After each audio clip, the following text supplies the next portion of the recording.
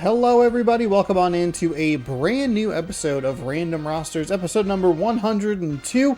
If you're watching this video for the first time, or this series for the first time, my channel for the first time, and you're like, oh my god, 102? That's a lot of episodes. Hey, don't worry about it actually, you've only missed one. Every 20 episodes is a good time to jump in because that's when we start a new season. So episode 1, 21, 41, 61, 81, and 101 were all the good ones to come check out as we continue this series. What is this series, you might be wondering? Well, we're playing NFL 2K3. We have fantasy drafted all of the rosters, and we're watching 3 games a day because, well, 3 games a week because these games are a little bit on the longer side. We'll have 4 games in the playoffs, but I'm sure I'll talk more about that later. It's just a fun thing that I thought I would do. I didn't think this game actually worked, but it turns out it does. This whole series, well, 2K2 doesn't work, but 2K3 works for sure. I got to check 2K4 and 2K5 because 2K2 was like, oh, you wanted to randomize the rosters, which obviously meant you wanted to randomize the schedule and the divisions that the teams play in. It's like, nope, just the rosters. We have 3 games for you today. And this is the 3rd time that we have done this season. We did it back in NFL Fever 2003. We did it back in Madden NFL 2003. So it's just interesting to see who gets what picks, what teams, maybe what games prioritize what pieces. Like one game is maybe more run heavy, or one game is more pass heavy, or the special teams alter stuff. You know, does it value the running back or the quarterback?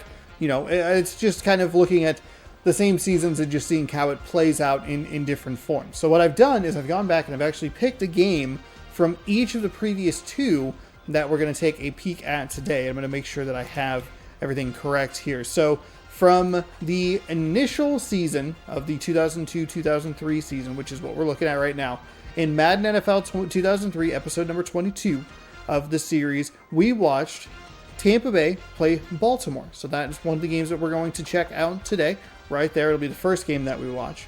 In NFL Fever 2003, as I pull up the wrong information from that series, or that episode number 42, we are pulling the Denver Broncos and the San Francisco 49ers. And because of the way that this works, it'll be the 3rd game that we do, which oddly enough was the 3rd game that it did in NFL Fever.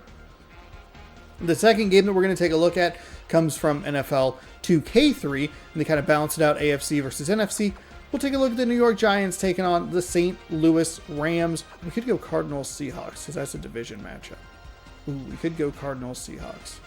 I'll check mark that one so it doesn't simulate it, but we'll jump in. Oh, actually, hold on. Let's look at the statistics. Team standings. NFC West, early division lead. We do have the Rams. I'll think about it. You'll know because you'll click on the thumbnail and you'll be like, oh man, I'm sure glad that he picked blank team. All right, Buccaneers, Ravens. That's who we're taking a look at first. Yeah, let's jump in here and advance. Now, I don't love the thumbnail that I did last time, but I'm kind of still workshopping it a little bit. So, yeah. This game has a lot of really nice touches. Oh, I'm also on the wrong thing. That is what I'm looking for. My bad. Hold on. We're flipping that, and then we're going this. Nope, that. I go in and I pick the sides out and stretch it so it fits correctly.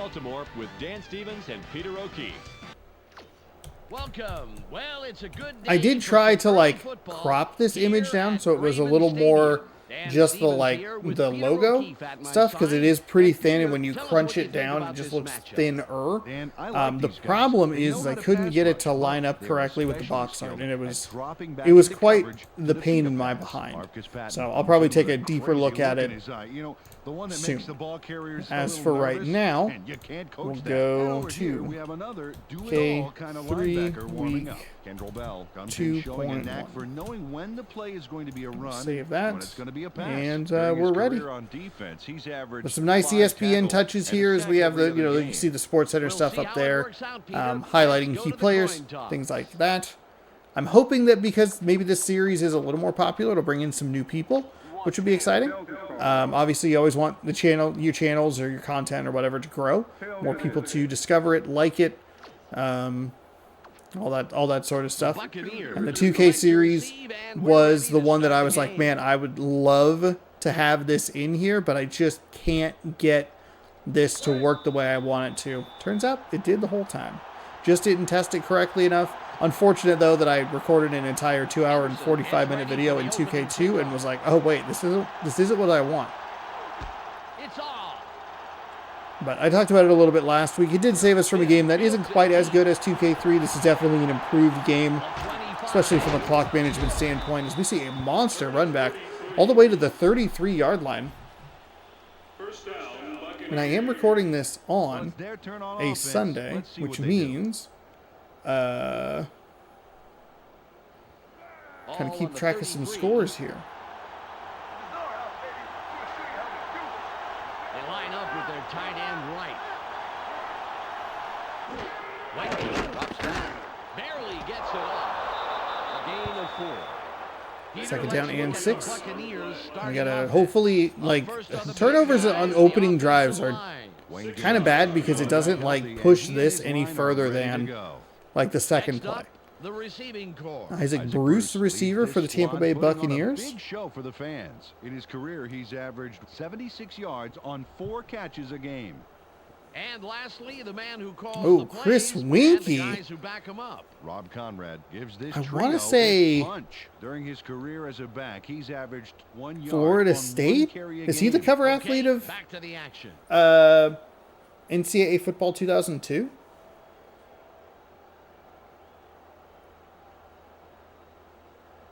It's now 2nd and 6.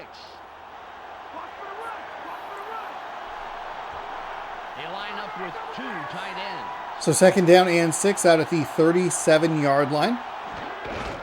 Winky hands off. He's going to get met right at the line of scrimmage, and he'll be pushed back for no gain. Nice defense there by the Baltimore Ravens, who we will meet right now. Keith McKenzie on the end. He plays for Green Bay. Michael McCarthy looks like I believe that's a Jaguars logo. This game was not meant to be displayed at 1080p. The photo's like already not great, but then like Darrell Green, recognizable. Let's get back to the game. He is a consistent face. He might be one of the most consistent people we see. Like, obviously you have the big names, you have the Favres, you have the Mannings, you have Tom Brady, Donovan McNabb. Like, there are a lot of different players that you see and recognize and all that sort of stuff. But they're not always on teams that we feature because they're not always on good teams. Chris Winky gets a terrific completion there, and he is still going inside the 20, tackled forward down to the 14-yard line. Monster play on a 3rd and 6, and Isaac Bruce. I mean, Isaac Bruce is a name that you would know, but I don't know that we've seen a ton of him. It's a little trickier in some of the other games where they don't have that kind of display, you know? Like, it's not every game does. So it can be a little misleading, but Darrell Green is a name that we see a lot because he consistently is on teams that we feature. And usually the AFC North is one of the probably the most heavily featured. I should do some statistics through like the first 100 episodes or something like that, but I don't have time. Because I think it would be interesting. The AFC North / Central I would guess would be the most heavily featured division in this game, or in this series, because it always comes down to there's 4 teams fighting for 2 spots. And it's wild. England can't come up with a catch there as they shifted out of the initial play into something different, but did not work. So, 2nd down and 10 following the incompletion. Ball at the 14-yard line.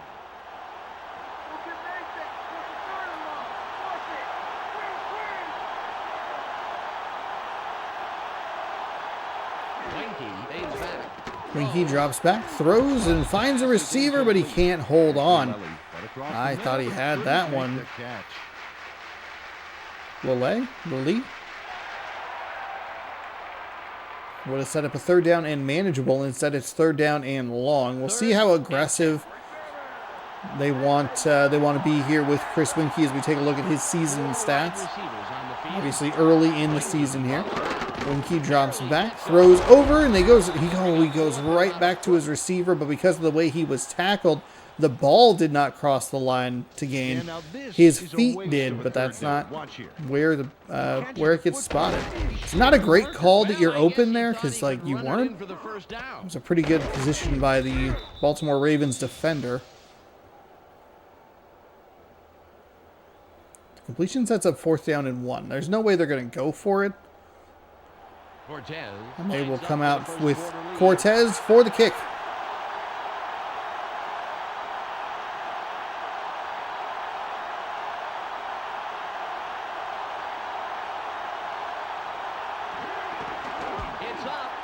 Kick is up, and the kick is good. So halfway through quarter number 1, the Buccaneers take their first drive and knock it through for 3. Jose Cortez puts in a nice little dinger. Straight The Nitro Rifle himself, Andy Cortez, kicking it through. Piece of paper into a wastebasket. The Buccaneers strike first in the game, 3-0.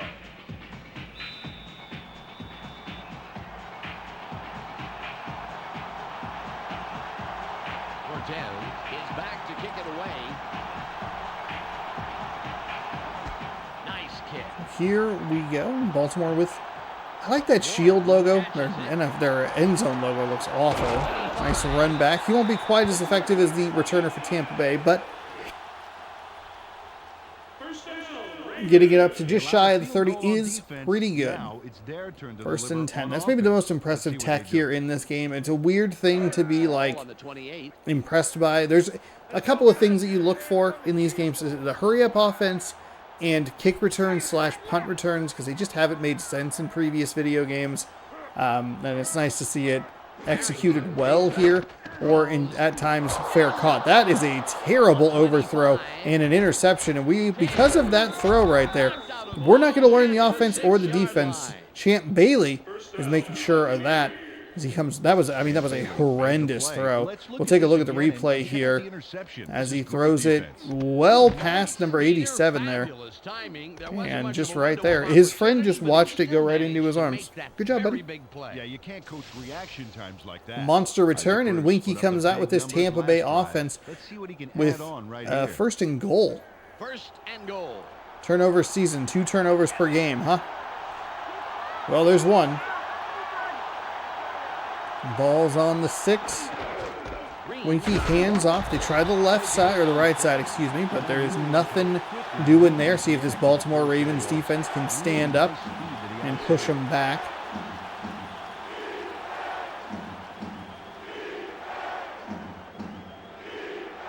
It's 2nd and goal.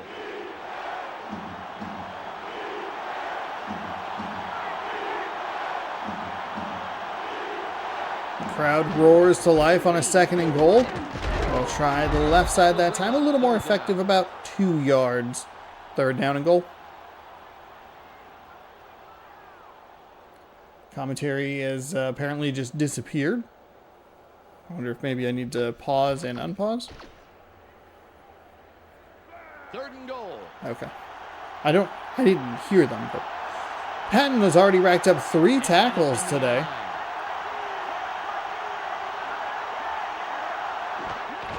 We're going to go pitch left side. It worked the first time, but it did not work the second time. 3 plays, 3 rushes. And I think they lose a total of about 2 yards. And this Baltimore Ravens defense bails out the offense. It's just a field goal try. And the Nitro Rifle himself, Cortez, will come out to try and kick the field goal. Not to mention the 1st down marker.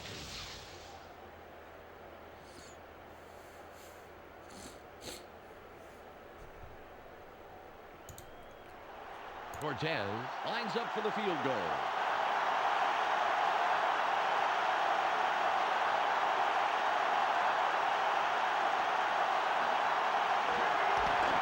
It's away. It's good. He'll contribute to the scoreboard on that short attempt. Chris Redmond yanks down the high snap and gets it set just in time. And then the kick is good. Well, I'll tell you, he earned an extra helping at every team meal next week. Had he missed that, it would have been a disaster.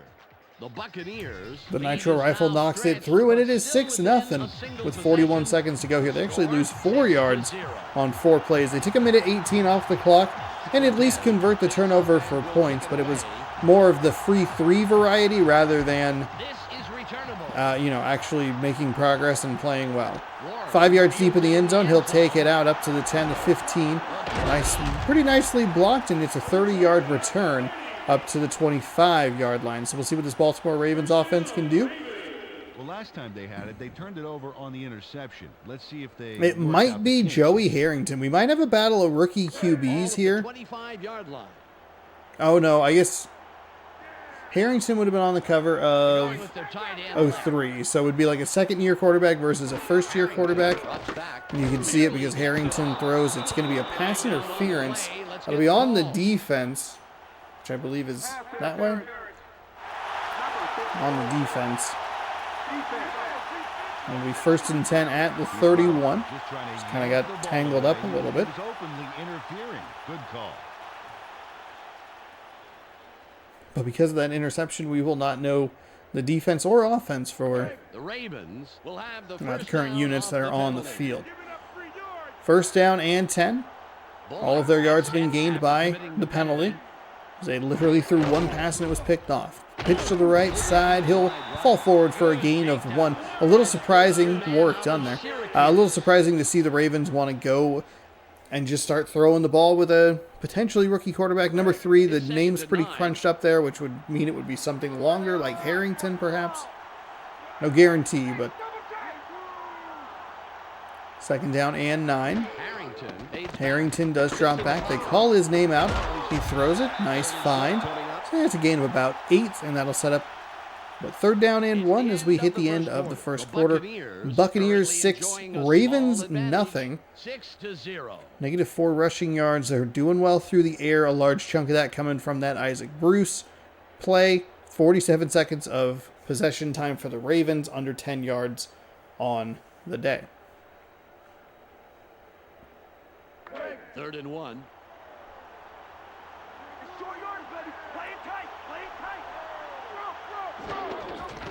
They're going to go with a pitch to the outside. Well blocked enough for him to get the 1st down.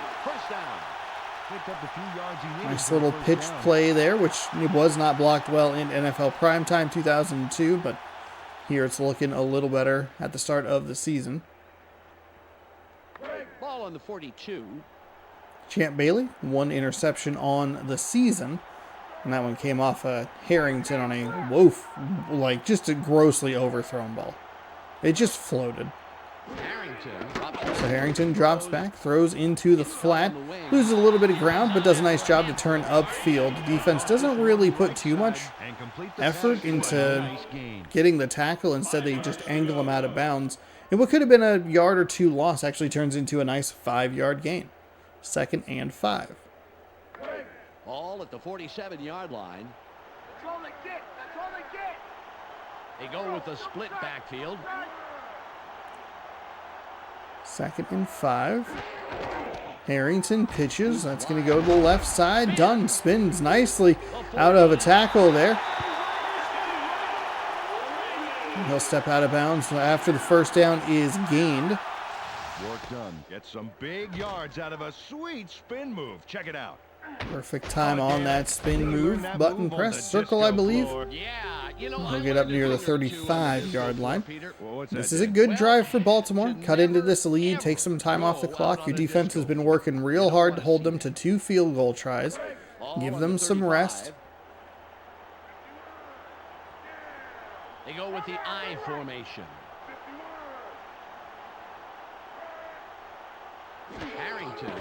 Harrington drops back, throws over the middle. It's tipped and picked again.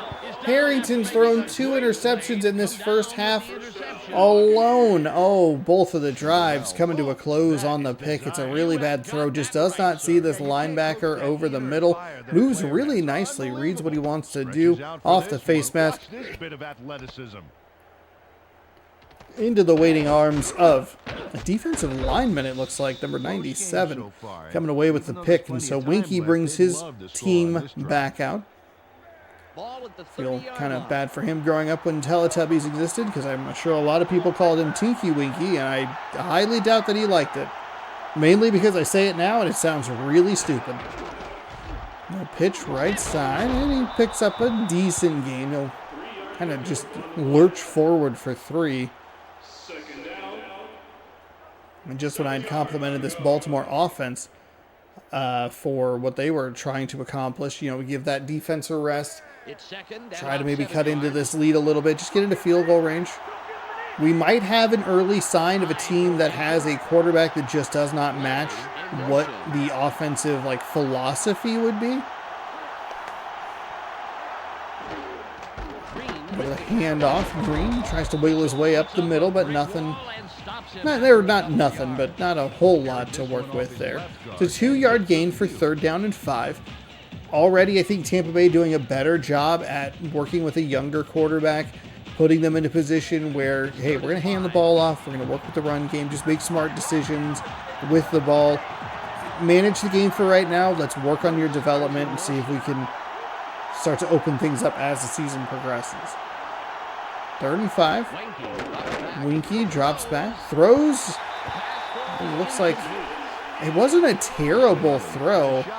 Kind of ran into the corner there that was in an animation to bat the ball away, and I think that just threw off the timing enough to set up 4th down and 5 on the incomplete pass. So they've given up the one big play to Isaac Bruce this Baltimore defense has, but other than that, I think that was a 3 and out. They forced 4 yards, negative 4 yards in the run game on the possession that led to the 2nd field goal after the turnover.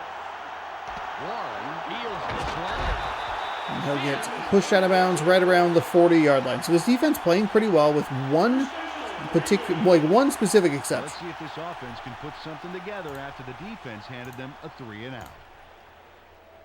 Okay, fine. Sorry, I won't run one Bing tab. Oh, you jumped in CPU usage after I closed that out?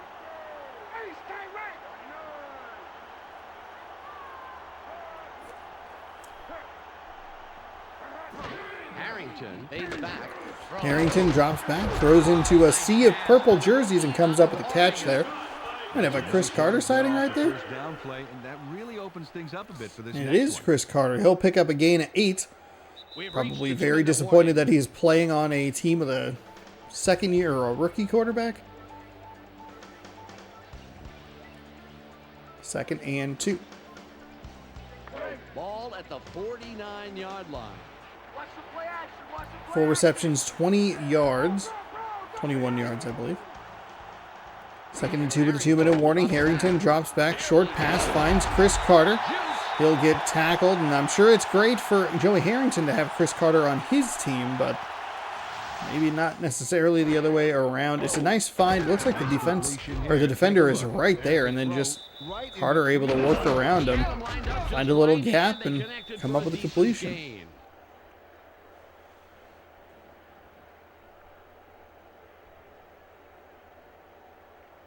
Ball on the 40.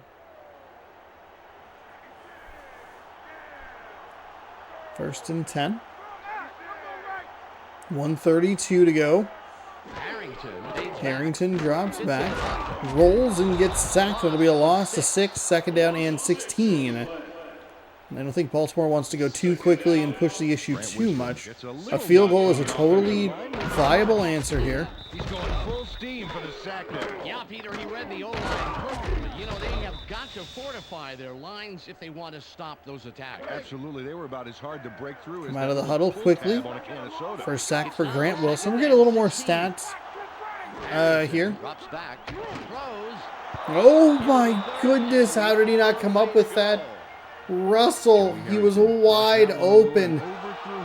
He didn't overthrow anything. That was right in the bucket. Could not come up with the completion. It is 3rd down and 16.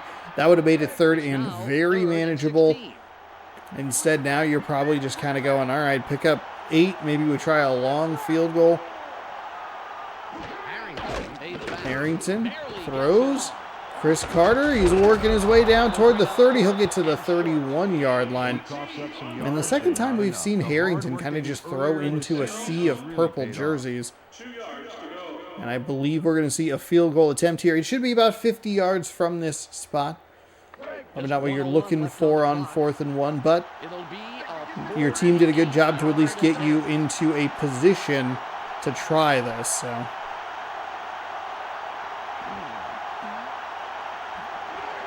I believe maybe Tampa Bay took a timeout. The kick is up. The kick is... It is good. Okay. The ball really gets lost in the crowd. You can see it kind of going up, and then as it's coming back down, because for some reason they decided to pull the camera out. Wow, that almost hit the crossbar. Still a good kick, though. I'm not even convinced that that field goal actually was good. That somehow was an even worse angle. What is happening? Whatever. The game is perfect. 6-3 is your score here. Under a minute to go. 6-play, 26-yard drive. A minute 14 off the clock.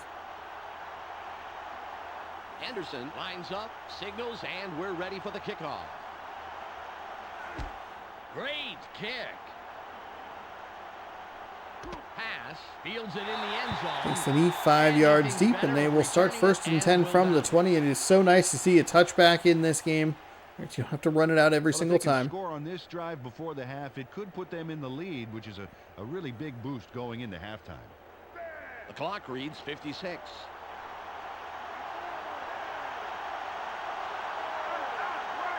Lely in motion.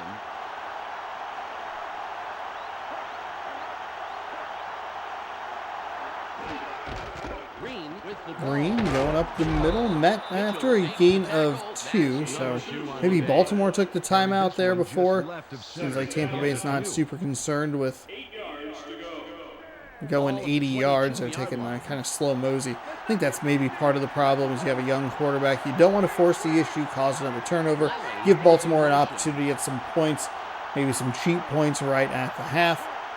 Instead, just kind of... That one's jarred loose. Nice job by Baltimore there. Only guy in that zone, and he got the job done.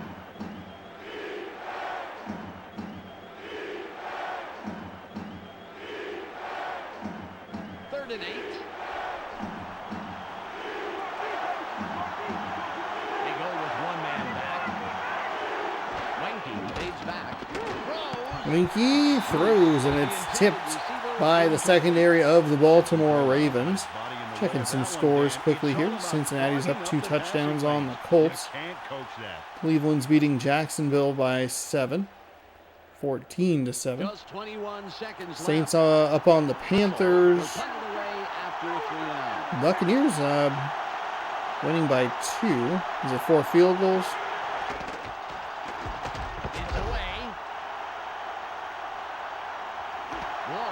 It's 1 field goal, a touchdown, and a safety.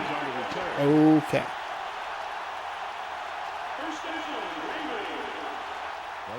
It looks like Tampa Bay just scored again. Anyway. Ball on the 43. Not a ton of interesting games happening at the moment. 12 seconds to go here in the second quarter. Ball on the Tampa Bay 43-yard line. They'll hand the ball off, surprisingly. And they'll go with a hurry-up offense here, and they should be able to get 1 play off. I don't know why they ran it. Wait, hold on. They ran a hurry-up offense to run the ball to call a timeout. What? Someone just yelled in my right ear. You're supposed to come at me, not away from me.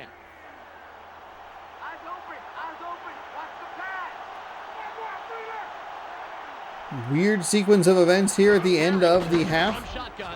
Harrington drops, wings it downfield, has a man, he's got a step, it's a touchdown for the Ravens. They knew exactly what they were doing. They didn't, but it worked in their favor. So Baltimore gets a little revenge there with a nice play for their offense. And that one goes for a touchdown. So 9-6 extra point pending here at the end of the half.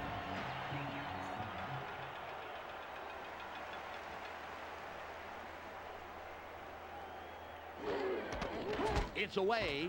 Kick is up, kick is good. And it is 10-6 at the half. And you know what we get to do? We get to enjoy an ESPN Studios halftime report. Total yards 107, and about half of that came on, well, 43 of it came on that final play. Otherwise, everything's a lot closer.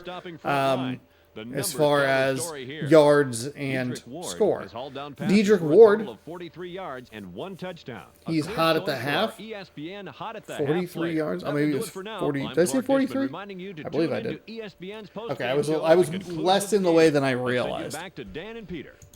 I think it's when we do the like weekly wrap up. That's where it's the problem. All right, Cortez comes out. Get ready to kick this ball away. Booted way deep in the end zone. Take the touchback. And Baltimore will have the ball here to start quarter number 3. Well, this game could go either way, Dan, and that's what makes this drive critical. They'd love to put some points on the board right here. Ball at the 20-yard line. You may have the ball now, but I'm getting it right back. They have their tight end to the right. 2 receivers to the bottom side of the screen. They're going handoff right up the middle. Nice gain and a beautiful spin. Gets out of a second tackle, and he is off to the races. There's one lineman and a linebacker chasing him down, trying to get the angle. 30, 20, 10, 5. And he's out. No, I'm sorry. He is in. He is in for the score. So 2 monster plays for this Ravens offense to end the second quarter and begin the third quarter. As Bill Romanowski chased him down. They actually, I mean, it's great effort by this Tampa Bay defense to try and get there. See Thomas Romanowski trying to get the guy out of bounds, but it just didn't work. The lines, the line of scrimmage and the line to gain lines showed up, and I was like, oh, he got pushed out. I was like, no, he's got a touchdown. So what was it? It was a 43-yard pass, so that's an 80-yard run. 123 yards in 2 plays to go from a 6-3 deficit to a 17-6 lead.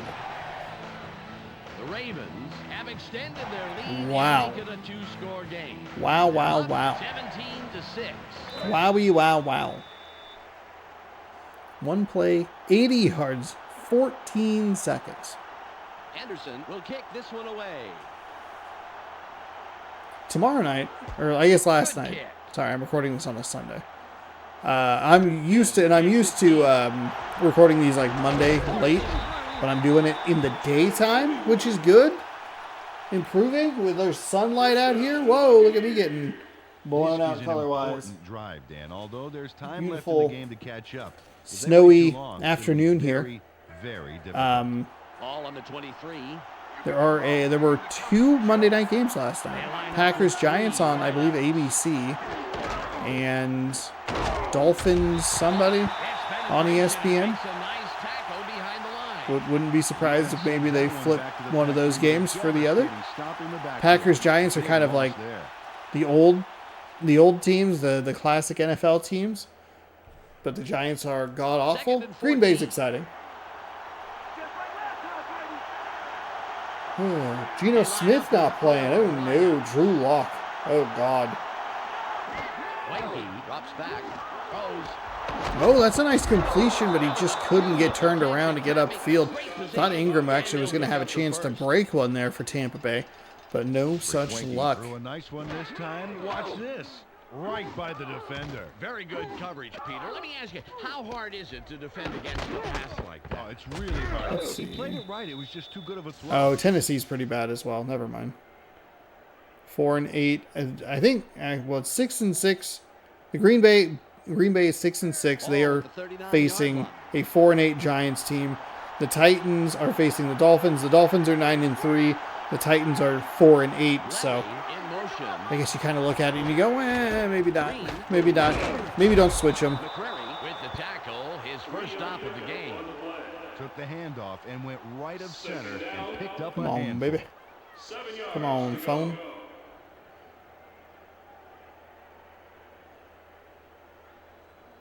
Ball on the 42. They have 2 tight ends in. Winky throws and he finds a man on his right side. He's off to the races. He's not going to get to the end zone, but he'll get dropped at the 26-yard line. Isaac Bruce again ripping off a big chunk against this Baltimore defense. I could not think of who they were playing there for a second. That's a solid catch, but he isn't through. No, it's like Winky's doing a good job here, finding some gaps, finding some holes in this defense, and giving his guys opportunities. Collecting some food metaphors for you. No, excuse me. The Buccaneers Giving his guys opportunities to get up the field. Bruce is wide right, and we'll see if he can repeat his performance from the last play. Green with the carry. Green just breaking through everybody for a huge gain. He's inside the 10. It's 1st and goal at the 6 for the Tampa Bay Buccaneers.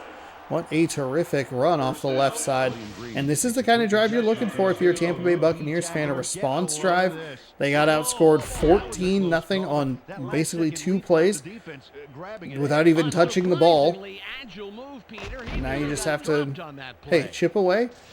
See if your defense can regroup. There was great effort. I mean, it was good effort on that defense, the defensive possession there to try and get the runner before he got into the end zone. We'll see if they maybe go for 2 here to make it 17-14 and a field goal to just tie the game. They're going to go with a run to the fullback. They'll get stuffed right at the line of scrimmage, and it's 2nd down and goal.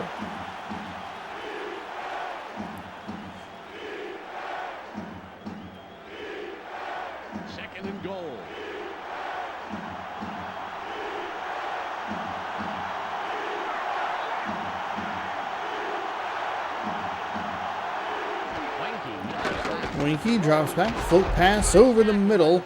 It's in the hands of the intended target, but cannot keep a hand on it. Does this game have the multiple numbers problem? Multiple of the same number? It's 3rd and goal. It looked like it was 80, but I thought it like 80's Isaac Bruce.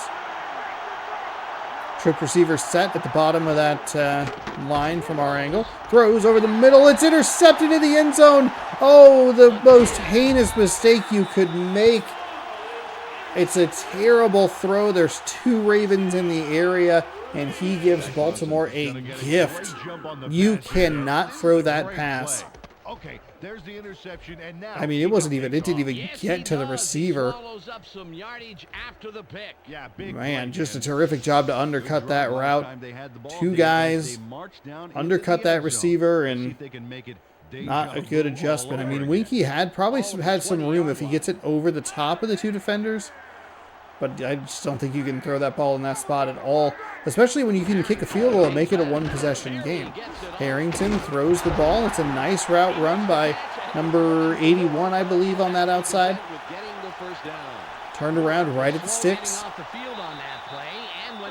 And as we have an injury for this Baltimore Ravens team.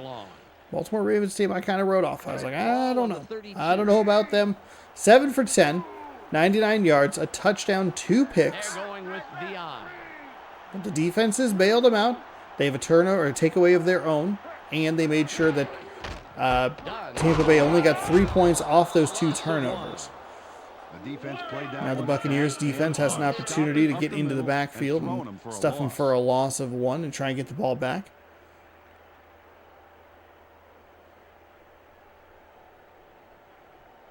It's 2nd and 11. 2nd down, 11 to go. They line up with their tight end left. Going, handoff, right side. Looked like he was going to almost break that tackle, but good job slowing him down just enough. Some teammates came and knocked him back. He'll gain 3, setting up 3rd down and 8 as we are under a minute to go here in the 3rd quarter. Going to be very curious to see this Baltimore team as they work throughout this season. Like, are they going to be in it? Are they going to quickly fade? Is this their kind of their one splash game of, oh, they're intriguing. Harrington throws into double coverage, and he is able to find a receiver. And that's a nice job there to pick up pick up the yards. Ward Bullseye on this baby. Check out this beauty. just got the ball and immediately got rid of it before the defense could get into position and see where he wanted to And go not with even it. the classic Three Stooges, more like two Shemps and a Curly Joe. Oh, remember him. Ball at the 44-yard line. Final play of the third quarter, they'll go. Oh, out to the outside. First guy missed him. He gained probably about 4. And it is 17-6 here. Big third quarter plays by the Ravens, both their offense and defense. Now piling up 214 total yards. Of course, 123 of those coming on the 2 plays before and after half. Otherwise, they're not even at 100 yards. Ball on the 48. That's how math works. Come on, defense. Get up. We can still win this. That was right. Harrington. 2nd down and 6. Harrington drops back, sets his feet and throws. Looks like his throws have been a little, either like a little high or maybe like just a touch late. But he's still finding completion, so it's hard to argue that. They pick up 4, excuse me. 3rd down and 2. One of the doctors is still working on him as we speak. I talked to the other doctors, and they said he's suffering from severe back spasms, and he may end up missing up to a week of football. Oof. Well, it's nice Severe to hear back he's okay, but spasms. someone is going to have to take up the 9 for 12, 112 yards. It's 3rd and 2. The double 12 threw me off. Harrington with split backs and drops back, rolls, stands, fires into over to Chris Carter. Oh, but he can't keep up, or he can't come up with the catch in bounds. On that baby, a little more air under that pass stand, and that's a completion. Wow, I think he actually needed to be a little bit quicker. I don't think the commentary is correct there. I think he needed to get the ball out of his hand. I'm actually surprised Harrington went so far down the field when he had a receiver easily open in the flat. It would have given him the first down, no problem. I didn't even realize it was going to be an incomplete pass along the sideline. The fair catch is called for. It's going to drop into the end zone, so it'll be out 1st and 10 at the 20. The dives in this game are so good. Well, let's see if they pull something aggressive out of their hats for the first play of this drive. Ball at the 20-yard line.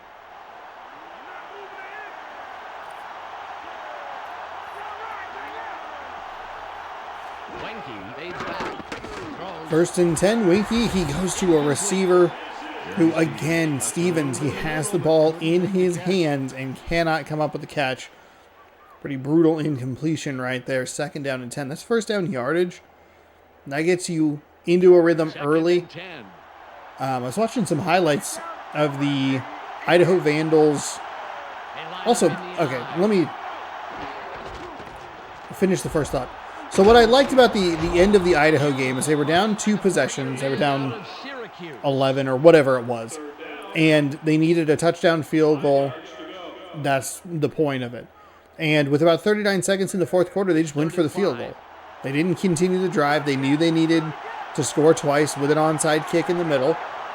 And I thought it was a very interesting idea to just get into field goal range. That throw is errant and just nobody had a shot at it. I thought it was a very interesting strategy to implement. We're just going to get it to field goal range. We're going to kick it because we have to. And then we'll get an onside kick with pretty decent field position, and especially with the college clock rules inside of 2 minutes. Pardon me. It makes it easier, in air quotes, easier, to try and get a touchdown as there's another interception thrown by Chris Winke. This Baltimore Ravens defense has taken over here in this second half. They're not allowing a lot of yards. I mean, really, you take out the one big play to Isaac Bruce, and this, I mean, I've been pointing out the Baltimore Ravens and their yardage chunks. If you remove 80, if you remove the 43, what do those numbers look like? Isaac Bruce has the big completion for 40 or whatever it was, and they only had 60-some yards of offense anyway. So I should be looking at that on the Tampa Bay side. If I said the Ravens side, I meant Tampa Bay. Tackled. He'll lose a very marginal loss there. 2nd down and 10. But I was kind of curious, and it got taken away because they threw the interception. But if you're Tampa Bay, do you just get into field goal range? Do you kick the field goal, try to kick it deep, and win the field position battle. It's a little more time left here in the fourth quarter, but your quarterback has ended 2 drives in a row with interceptions. That is not what you're looking for. Also, by the way, the FCS or whatever it's called, I forget. Whatever is like the next level down, they do a whole tournament. They've been doing a whole tournament for years. If these smaller schools can figure it out, I don't know why the big schools all of a sudden are like, we just don't understand the concept of a playoff format. Because then you get the awful Florida State news where they go 13-0 in a major conference, win the championship, win, without their starting quarterback, which is huge, and then Alabama gets in. Michigan didn't even have their coach. So your logic is already flawed. If a team can win without their coach, and then they deserve to get in, right? If a team that wins without their starting quarterback, they deserve to get in too. What are you talking about? This is what you want. Who came in for? Was it Tua? Tua Tagovailoa came in the second half or whatever it was of the national championship. That's what you want. It's 3rd and about 3. Well, theoretically, that's what you want. They really just want Alabama. All Georgia had to do was frickin' win. That's all they had to do. That's not gets it again. Stiff arm. Nice job falling forward there after the tough run to pick up a first down. Under 2 minutes to go here. We'll see Tampa Bay use their first timeout of the second half. They'll get the ball back with around a minute to go, depending on how long it takes for plays to end. Baltimore could end it with one more first down.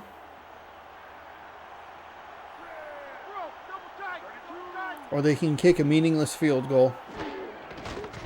Pitch outside. And I say all of that, not even liking Florida State. Not even, I just don't want to see Alabama more than I don't want to see Florida State. I'll be rooting for Texas or Washington. Whoever wins that game, I would like to win it all. Nick Saban does not need another championship, and I do not need to hear a bunch of pundits talking about how Michigan somehow was able to persevere, but Florida State wasn't. The pass is incomplete.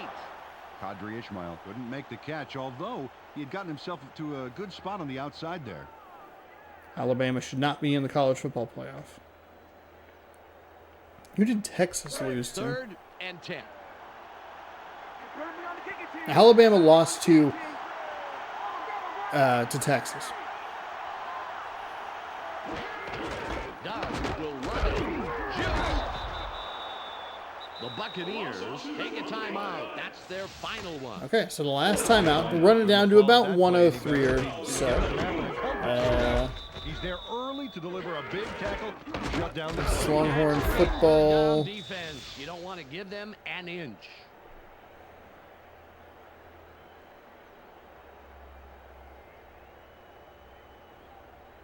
A minute and 43 seconds left. Anderson lines up for the field goal. I think you can make the argument. Texas's argument makes a little bit more sense.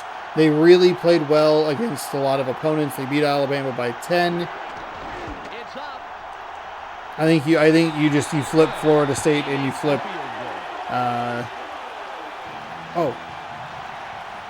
Is my math wrong there? What the hell? Straight down the pipe. Yeah, nice kick, and the special team squad is happy about that. So now my question's eliminated because they kick another 3 through, so it's 2 touchdowns. That's what Tampa Bay needs. I'm willing to bet that they will throw an interception that will end the game. 7 plays, 8 yards. 1 minute and 51 seconds off the clock. That is really good. Anderson lines up for the kickoff.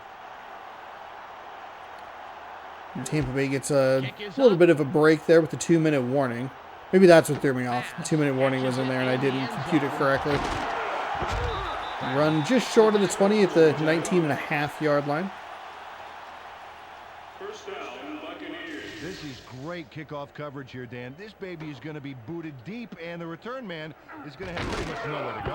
Right away, he goes down. Oh, beautiful coverage, Peter. They are going to have a long field in front of them. Well, it'll take a miracle or 3, but they have the smallest of small margins to win. They will need to score very, very quickly, however. Ball on the 19. So Winky with one running back deep, short drop, finds a receiver. He makes a nice catch up to the 36-yard line, and now we see the hurry-up offense. 6 for 16, 131 yards, couple of picks. And I think those couple of picks are going to be the difference in this game. A trio of receivers out kind of in a similar area. He finds one. It goes for 7. So they're going with this, just the same formation. Throws again. Finds a little bit of a soft spot. They're actually making pretty good progress here. Again, same formation. 3 receptions, 47 yards. When he drops back, goes opposite side of the field. It was in and out of the hands of the receiver. Number 10 has been a very inconsistent contributor here on this Tampa Bay Buccaneers offense. You can even go back to the first field goal that they had where he dropped the ball. They went back to him on the 3rd down. And then he got tackled and came up short, so they had to settle for a field goal on 4th and 1. The incompletion does stop the clock and might help the Buccaneers get into a little bit more of a form. But Ingram can't come up with a completion either. 2nd down and 10. 54 seconds remaining. 3rd and 10. Darrell Green, 1 tip, 3 tackles. Going with an offset I formation. He drops back. Kind of a weird drop back there. It finds a completion at the 31. So they will move. They're going to go with a spike here. 42 seconds. It'll be 2nd down and 10. That was a nice conversion on 3rd down and long, especially after 2 incompletions. So it would be 3rd down and 10, if you're curious. 42 seconds on the clock. Let's not get many things. Nothing, baby. Winky aids back. When he throws over the middle, it's a fumble. Number 61 with a nice job to recover the fumble. For whatever reason, neither of the receivers were on the spot there. And interestingly enough, that does not count as a thrown or as a running play. It's a change of possession, so it stops the clock.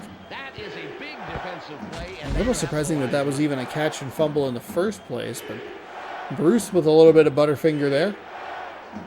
Man, Andy Cortez and Bruce Green on the same team. Let's go. They have 3 receivers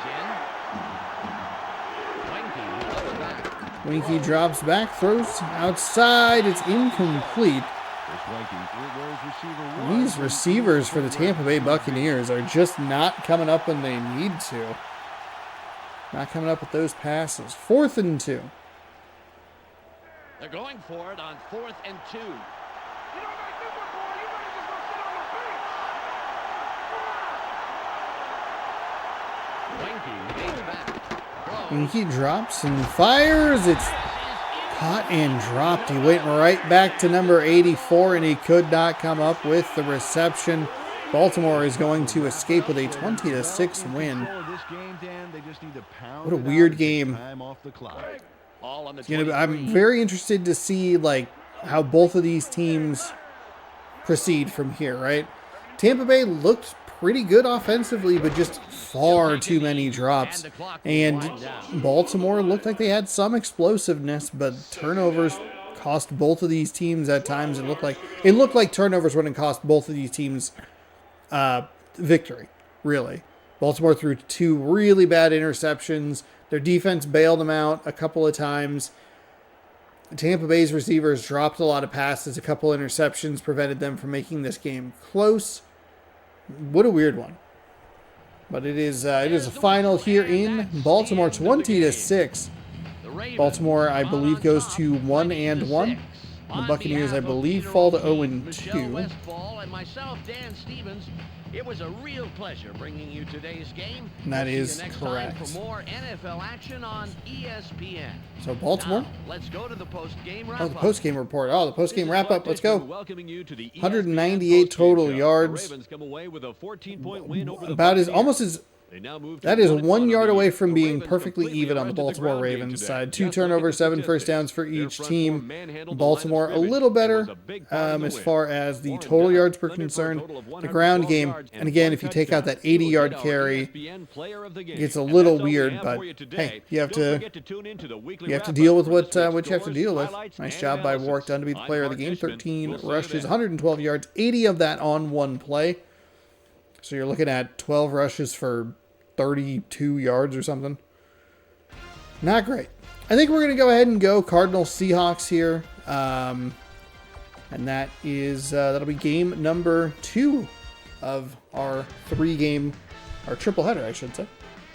It's week 2. We on are ESPN. ready. The Cardinals come into today's matchup featuring an impressive secondary.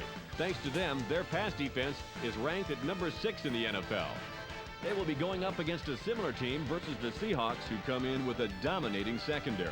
They possess the ability to shut down Overall most second. passing attacks and Holy completely disrupt moly. offensive coordinators' game Look plan. at those We'll see numbers. how it unfolds 3rd, with 4th, Dan 4th. Stevens and Peter Their O'Keefe rushing up in offense Seattle. is the worst piece of that, Welcome. and it's still rainy day here uh, at Seattle top half of the Stadium. league. I'm Dan Stevens, and All with right, me, as well. always, is Peter O'Keefe.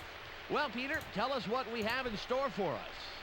Hey, I like this coach-player duo. These guys are center stage in one Oh, of the that's better right, pass it's the defenses in Holmgren league. era. Mike Holmgren has Forgot about formulated that. a terrific pass defense. I was like, man, what's To Pete make Carroll it going to good look play like in calling, good 2003? execution, and Oh, good well, that's right, the coach of players. the USC Trojans. On My the other bad. side, we have the guy who makes his coach look good. Sam Madison comes in as Kinda a big weird, play guy for this team. Seahawks Speeding uniforms. through the secondary for some big numbers. Seattle had really During his nice career on uniforms. Their defense, throwbacks he's are really averaged good. I like the tackles color and scheme is interceptions very in the nice. third game or so. But then when they switched to the NFC, it seems like they've been a little Let's go to the unsure coin what to toss do. at the 50-yard line.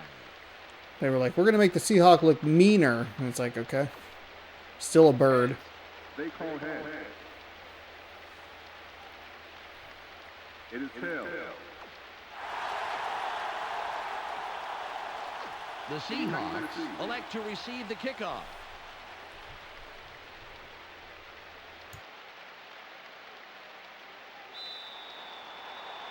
Would have been a new stadium back then. I don't think I realized it. Henderson signals, and we're about to get underway. From the 30, the ball or the kick is away. Cole The fields Seahawks look like they just have a black base paint color, which is interesting considering that it should be blue, but 20-yard line. whatever. Cole comes out with the return there, and it looks like he got to about the 23-yard line. Let's see if they can First down take care of and this. 10 as the Seahawks screeches. Blitz or whatever. Ball on the 23. Perhaps a Kurt Warner sighting here. Number 13. Tomlin. Interesting to see which running back it'll be. Man out of Texas. I think they said Peter, let's who it run was. down All right, the here's the. Seahawks offense. Let's begin the with offense. the offensive line. Ryan They Young go with the follows up weakest his line part of it, which I considerably, and believe that'll was give his the quarterback more rushing time. offense. Next up are the receivers. Kevin Johnson stands out as the Huh. best of the bunch. In his career, he's averaged Johnson, 57 yards Ishmael. on 4 catches a game. Finally, here's the general and Kurt his Warner, next LaDainian in command. Tomlinson. Okay, that's weird that it's the 13th ranked rushing offense. Maybe I have the passing offense and the rushing offense flipped, but touchdowns a game. Okay, back yeah, to the action. LaDainian Tomlinson. It's a good quarterback running back duo. Is this Second and stadium correct? They go with the I formation. I feel like for whatever reason we just don't see a lot from the other Drops back. angle. It's a nice completion out past the 35-yard line up to the 36. Typically when I think of the Seahawks stadium, I think of the Hawks Nest that's on the, Nice completion I guess it'd be the there. Take a north look. side of There's the end zone. throw right in between the But I don't know if that's like a remodeling that. Oh, there it is. That's the part of the stadium I'm used to seeing. This other part of it just seems confusing. This is the south end zone of Seahawks. Lubin Field or whatever it is. Seattle Seahawks Stadium South View. No gain on the play. Peter, let's look at the Cardinals' starting defense. First up, the defensive line. Bryant Young shows tremendous heart, and the other linemen respect that. Yeah, they really don't show it. I think so I think the difference is just from this, it's like a story, like a deck taller. Pass attempts all day long. Let's get back to the game. But they don't really show.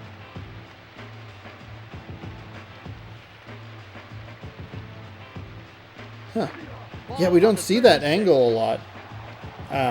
Usually it's the Hawk's Nest, which is interesting because you can see T-Mobile Park from it, but it's definitely taller. Interesting. Like they had to work with blueprints or something. They couldn't quite get the pictures of the stadium, which is something they've been talking about in reference to EA Sports' new college football game, where they're like, yeah, it's the photographing takes so long of all the stadiums and stuff. Interesting. Interesting. Because I look at that and I'm like, that just looks bad. It looks wrong. Obviously, they did it. They coached them very well. Wow. Actually, it looks pretty correct. Looking at the other angle, maybe it is right. It's 3rd and about 13. Huh. Anyway, 3rd down and 13. We're going to shift into the backfield. Triple receiver set. And he just missed everybody. I don't know what was going on there, but Warner missed all of his targets. And so Seattle will punt this ball away. Henson comes in and 4th down and 13. A couple minutes gone here in the first quarter.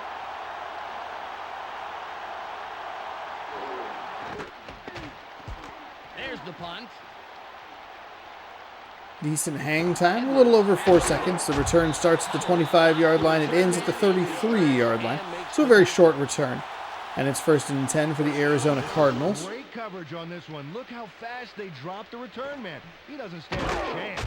Pow! Goes down immediately. Perfectly played by this punt squad. And the special teams coach is congratulating his men on the sideline. Howard on top of it. This is the angle that we're used to seeing. Even looking up, like, what does it look like on the south end? It's like, oh, you'd like to see it from the south end. And I'm like, okay, I understand how you would think that that's what I wanted, but they really like that Hawk's Nest view. As it looks like he tries to dive forward, goes for a gain of 3. Take a look at this Cardinals offense. Kendall brings size and power to this line, and they are ready for battle. Next up, Marvin Harrison, Torrey Holt, Daniel Graham. In his career, he's wow. 76 yards. Question's going to be, who's the quarterback? And lastly, the man who calls the plays, Doug Flutie. Priest Holmes? Priest Holmes provides a vital contribution to this okay.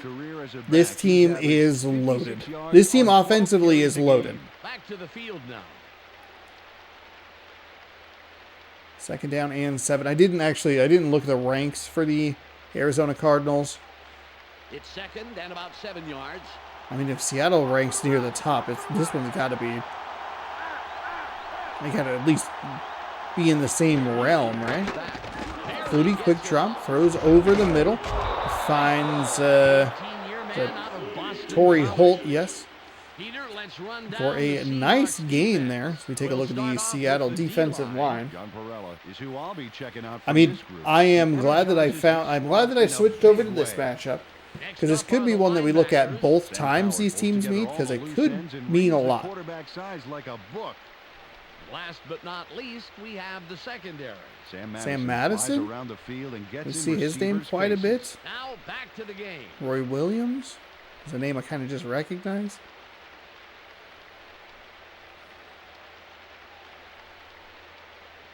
Ball on the 47. Torrey Holt, 7 receptions, 92 yards so far this season. First down and 10 out of the 47-yard line.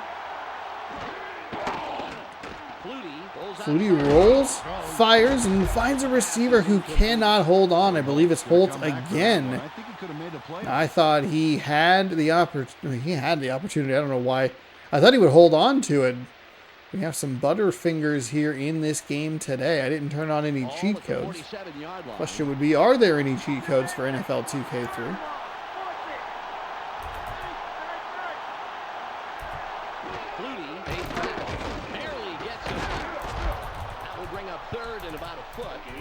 Nice pass. It'll make this third down a whole lot easier coming up. NFL 2K3 cheats.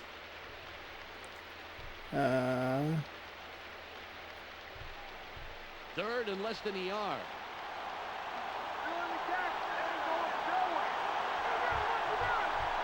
There are no cheat codes for this game. Hold with the carry. Fourth and short coming up. Huh.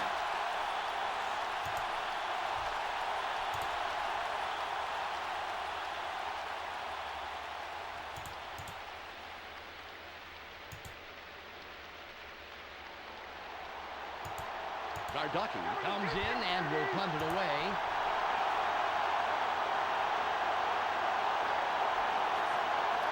So Seattle ranks highly in both categories defensively.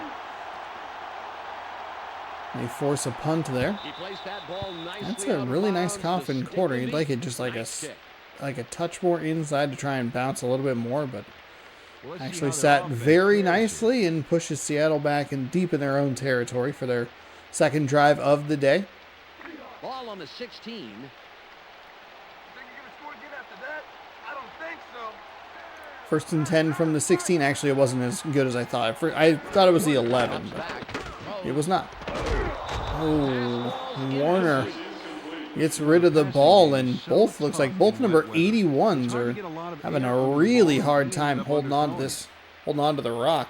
Second down and 10. Maybe turn around, hand it off to Tomlinson here. 18 of 37, 184 yards. Touchdown, 2 picks so far this season for Kurt Warner. Season stats will be fun to look at as we work through this season. It's caught and dropped again. That's another drop. Both teams forgot their hands in the locker room, at the hotel perhaps. Third and 10. Don't give up the pass. 4 wide receivers on the field. Warner drops back. Warner drops back. Oh, he rolls out with a kind of a weird animation. He's going to get dropped for a huge loss there. What an absolutely disastrous Seattle Seahawks drive that was. My goodness, we're going to get kind of a weird, like, little slide there from Warner. He gets blown up for a loss of 8. If he's only facing one guy, believe me, he'll take him on, whoever it is. Yeah, you can't coach drive like that.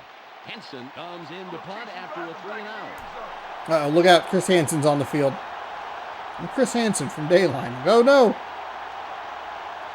That punt is going to really help this Arizona Cardinals offense. They're going to call a fair catch immediately, and he will get it at the 46-yard line. That is terrific field position for their next drive. 4 seconds to go here in the first quarter. Ball at the 46-yard line. Seattle will now rely on their defense to try and get the ball back to their offense. Shifting a receiver. Flutie, short drop, float pass. That's a really weird catch animation. Everything about that just felt so slow. It's the end of the first quarter, and it's still And Seattle 0-0. and Arizona tied at 0. 10 total yards for the Seahawks, negative 3 yards in the rushing category, 23 total yards for the Cardinals, who have 2 yards on the ground. There's not a whole lot of action here early in this one. Ball at the 45.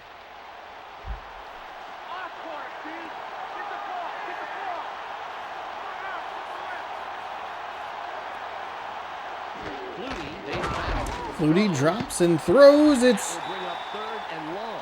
dropped again? What is happening here in this game? This is unreal, the number of drops that we are having. And this was a problem for Tampa Bay in the last game as well. 3rd and 9. A terrific opportunity for the Seahawks defense to get off the field. They line up in the shotgun. Give their offense another opportunity to get some, try and change the field position battle. It's caught, and he will have just enough for the first down. Nice effort there, and a good job to make sure that they're holding on to the ball. You couldn't help but catch it. The ball was sent there, special delivery. The receiver didn't even have to sign for it.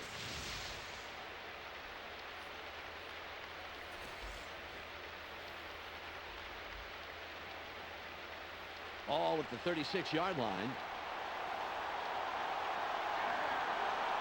They're going with Dion. Flutie drops back. Barely gets it off. Now the Arizona Cardinals offense getting into a little bit more rhythm. Number 82 coming up with a couple of catches there. Gardner, I believe, was the last name there. Check this out. Totally threads the needle. There are 2 defenders there, Peter, and there was definitely not a lot of room for error. Oh, absolutely. There was not a lot of room for anything.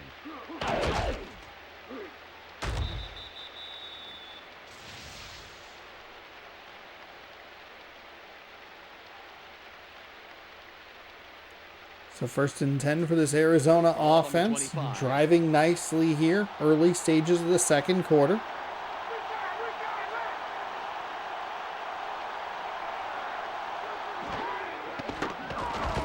Flutie throws. Nice completion and going right back to him. I believe that's 3 consecutive throws and 3 consecutive completions to number 82 there.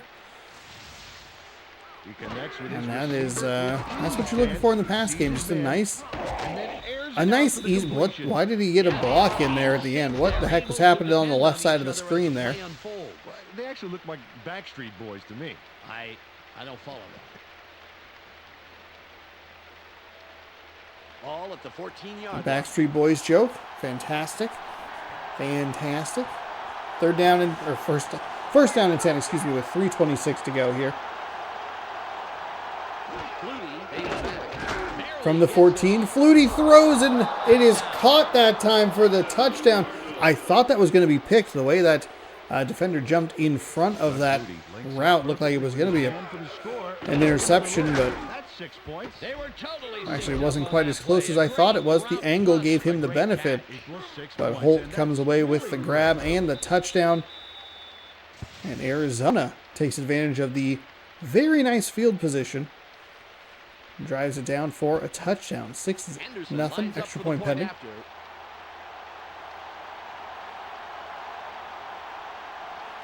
I like that the helmet up there, wrong color. It's away. Kick is up. Kick is good. The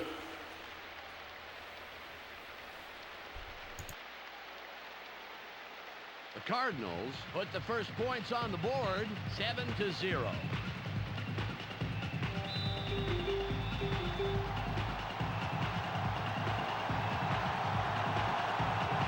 Henderson is back to kick it away.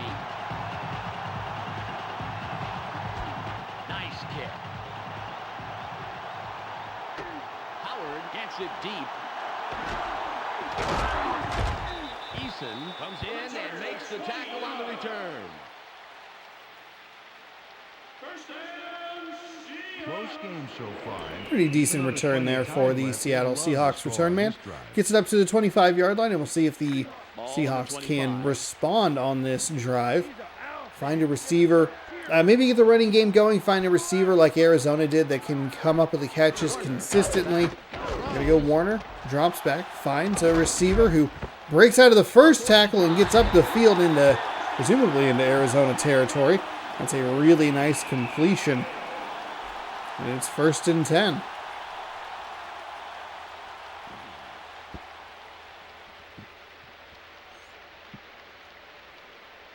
Ball at the 49-yard line. 26-yard snag by Kevin Johnson.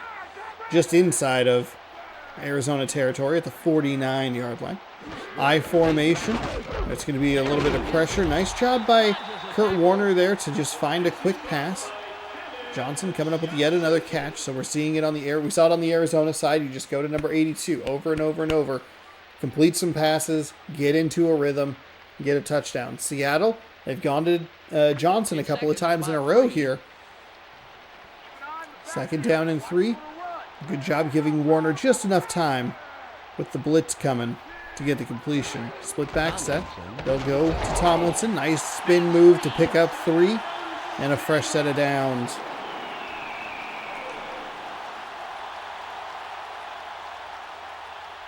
We've reached the 2-minute warning.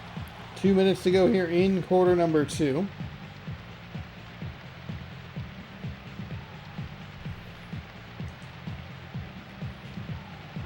Ball on the 38.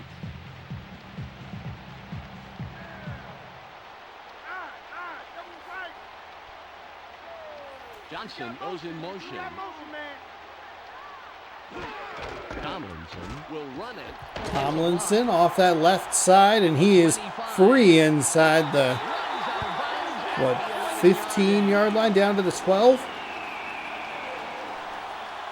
Tommy Richardson delivers a monster block that paves the way for big yards. Watch this. Oh, now that's how you got to block a guy. Oh, that was who they were highlighting. I thought they were maybe talking about the center. It is a very nice block that seemed like it was a little delayed as Tomlinson had already could already see the name on the back of his jersey. Either way, terrific run, and it's 1st and 10. He did go out of bounds, so that stops the clock with 1:54 to go. First down. They're going with their tight end right. Johnson in motion.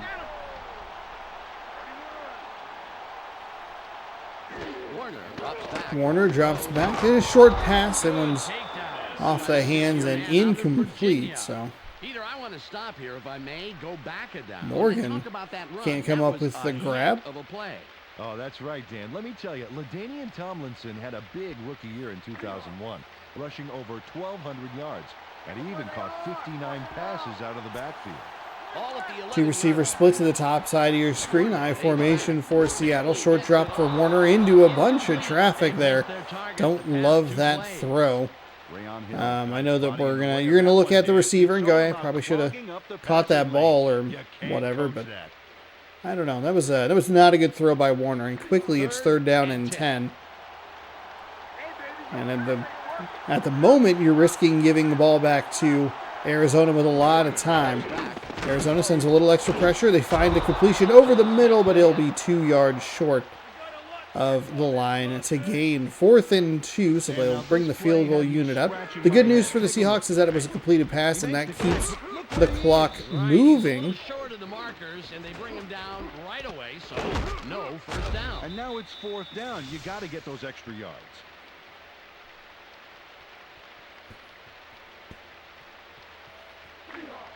Ryan lines up for the field goal.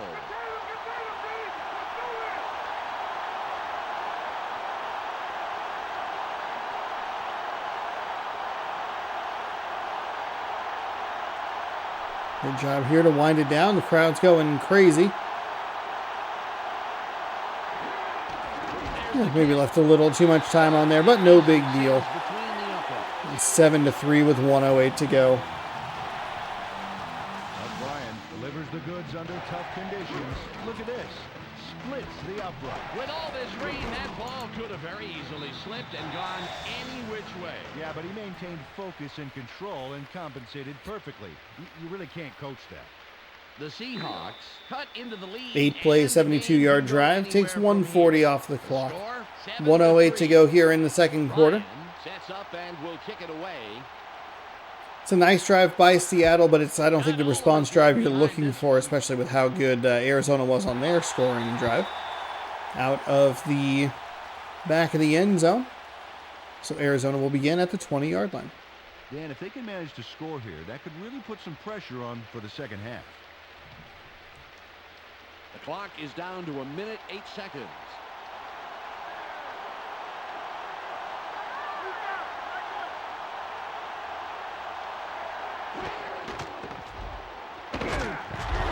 Going to go with a toss, and for whatever reason it's his 1st and 10, but he definitely lost a couple.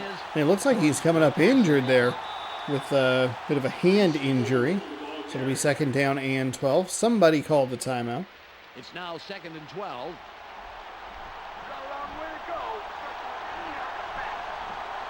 Bengals with a monster win, 34-14. Flutie pays back. Barely gets it. Flutie gets the ball out of his hands, and we are not seeing a timeout here after that 7-yard gain. Let's see what they do coming up. I'd like to see Seattle take a timeout. It's 3rd and 5.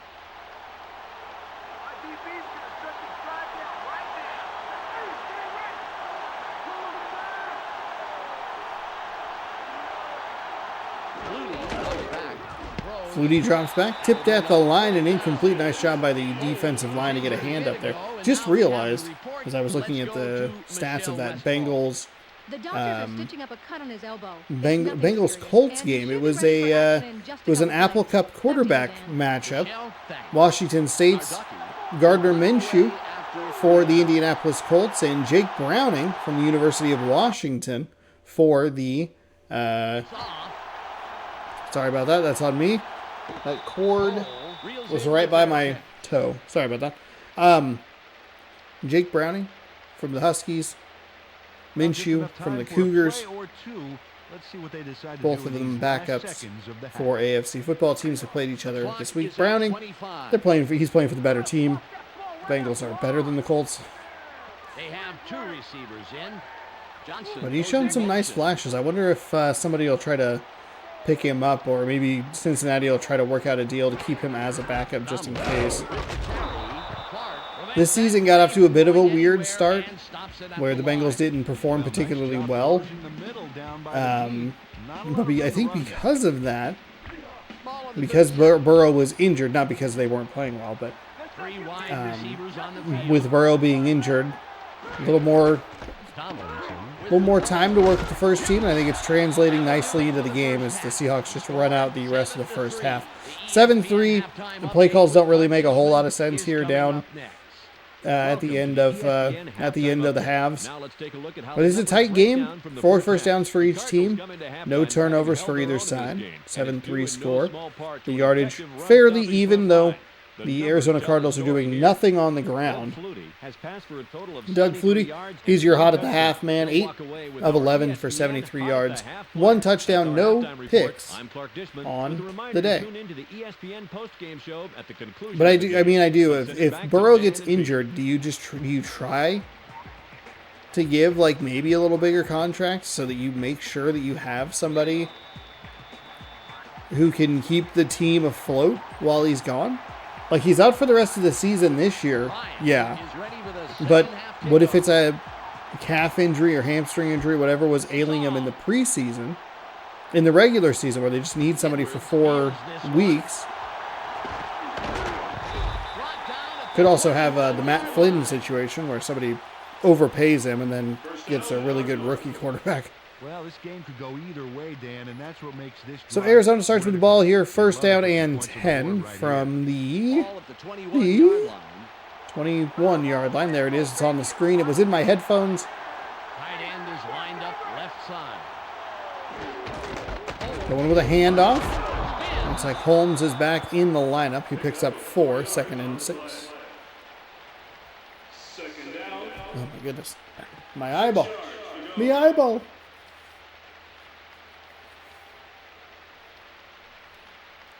It's now 2nd and 6. They line up in the eye. Harrison in motion. 2nd and 6. Hands off. They're going right side this time. Tackled from behind after a gain of 4. 3rd down and 2. Couple of gains like that, and you can get a 1st down. Actually, a trio of gains like that, and it's a 1st down.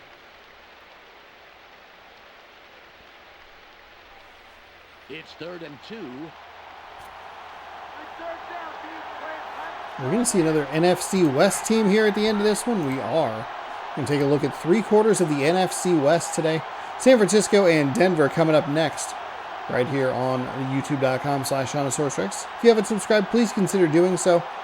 Inches away from 2,000 subscribers. I'm sitting at 1998 at the moment. So if you haven't subscribed yet, please consider. Third down it'll be a fresh set of downs. It does not adjust when there is unfortunately an injury on the field. Arizona with a passing play to convert. Flutie is 9 for 12, 84 yards and a touchdown. What timing? Because I didn't know where I was going when I said Flutie.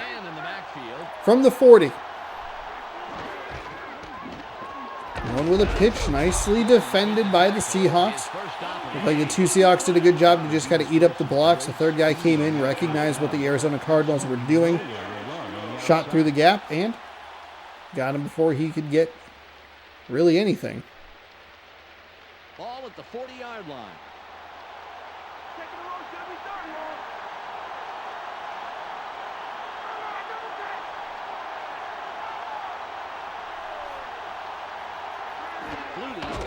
Second and 10. Flutie drops back and finds a receiver over the middle.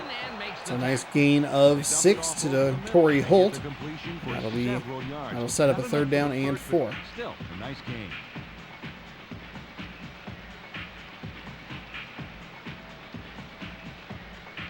Third and 4. They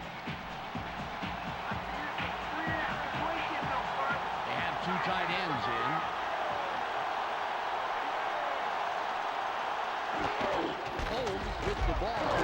Priest Holmes gets the rush up the middle, but he's stopped a yard short of the first down marker.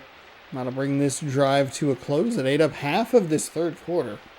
Seahawks will get the ball back, and unfortunately for Seattle, they're really losing the field position battle. They keep having to drive so far to get points. It's a good job by this Cardinals offense to keep trying to get out toward midfield. We'll see what this punter wants to do, or how deep he can pin them, I should say. And that one wasn't good. Not a good punt at all. So Seattle getting bailed out a little bit there. I was looking for the little blue arrow, hoping that would point out where it was. First and 10 from the 29. It's like a net punt of like 30 yards. It's not what you're looking for. Warner's going to roll.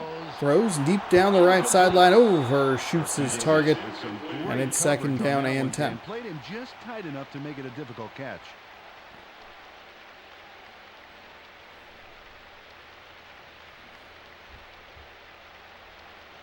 Second and 10.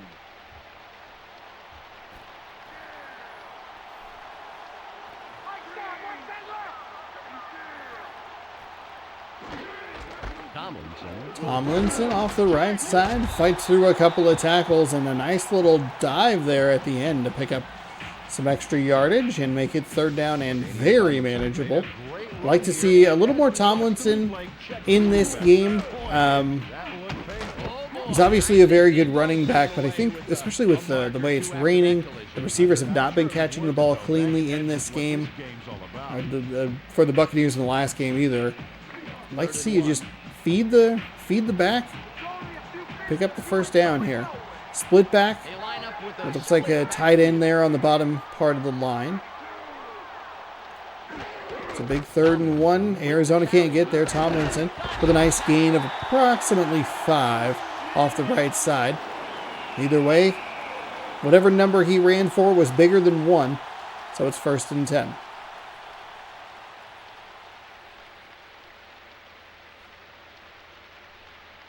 Ball at the 43-yard line.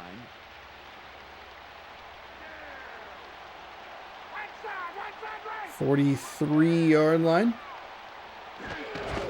1st and 10. They're going to go with another pitch. It just wasn't blocked correctly on the outside.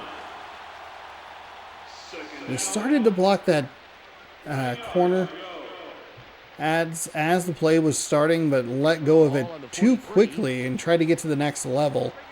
I guess maybe you hope that someone like Tomlinson can break a tackle back there and can try to get some yardage after that, but nothing there. Warner with a nice find over the middle inside of Arizona territory, inside the 40 to Johnson, who comes up with a nice completion.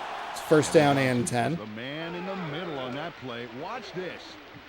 Oh, great catch. Yeah, and very, very tough to do in double coverage like that. Yeah, you got two guys flipping a coin to see who's going to cream you. Terrific job by the receiver. The dream.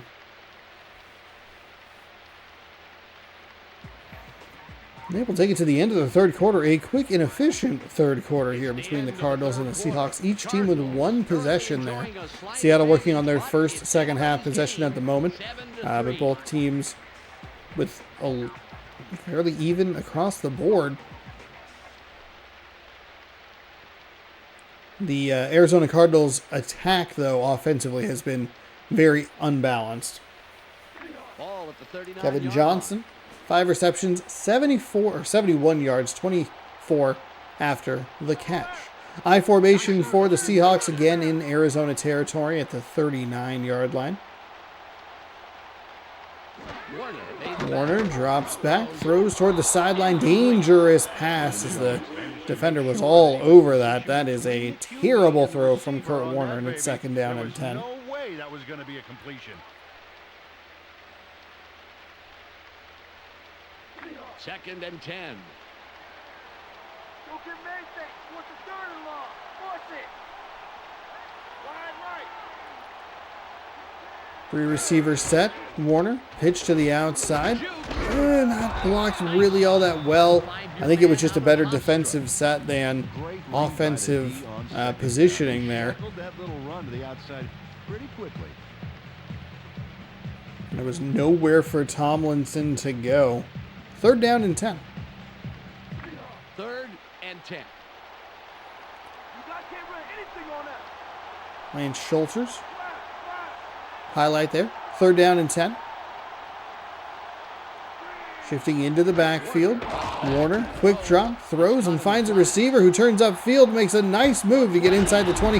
Tight ropes up the sideline and picks up a few extra yards. And it is first and 10 on about the 16. Uses his head here and makes a great play. There, he's got the ball, but the best part is how he gets the first. That is so crucial on third down to have a receiver who fights to get across Go that pork line. chop. You can't coach desire like that. Is that what that said? Ball on the 16. 8-play, 55-yard drive. Half a quarter and counting.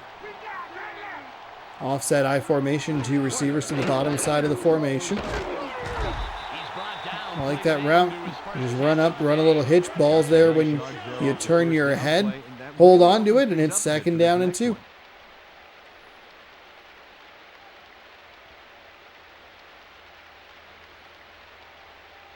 Ball at the 8-yard line. 7 for 14, 102 yards for Warner. No touchdowns, no picks. Hand off right up the middle. Tomlinson tries to fight forward, but he gets stopped at the 1. I think this is a little more of the drive you were looking for when Seattle scored that field goal, but a terrific run right up the gut. The Seahawks racked up their 4th first down on this drive. They're moving the ball very well.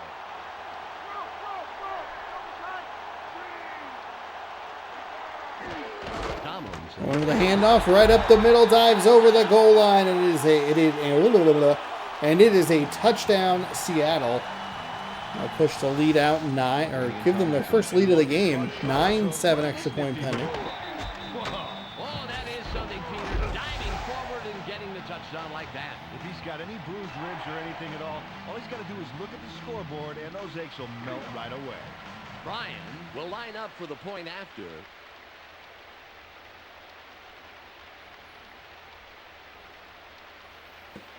New Orleans big winners over Carolina, 28-6. The Bears beat the Lions, 28-13. That's a help for the Packers and the Vikings. But I think that'll drop Detroit to 9-4. Green Bay split the season series with the Lions, but Ryan lines up, signals, and we're ready for the kickoff. Buccaneers beat the Falcons 29-25, and the Jets crush the Houston Texans 30-6 as he is blasted before he can get to the 20-yard line. 30 points in the second half. Zach Wilson, 300 yards through the air, 2 touchdowns. I think that really shows how good this New York Jets team can be defensively. C.J. Stroud, 10 for 13, 91 yards. No touchdowns, no interceptions, but 1 for 12 on third down, 0 for 3 on fourth. Yikes. Holmes comes off his feet as he tries to airwalk for a couple more yards. Instead, he gets stopped after a gain of 6, 2nd and 4. Any other scores I didn't call out? Cleveland's beating Jacksonville by 7. The Rams are up over the Ravens, 28-23, but the Ravens are in the red zone, 3rd and 11 for them. 49ers have already scored on the Seahawks, not surprising. I think the Seahawks season might be kind of done here. And the Raiders and the Vikings are scoreless. So by the time this video is over, we'll know all the scores of the morning window games, but the afternoon games will be a mystery to me. The 49ers are a very good football team, like just ridiculously good in Seattle. They'll go as Geno Smith goes. I think, unfortunately, the injury is going to really derail what they were trying to do. 2:06 to go here in the fourth quarter.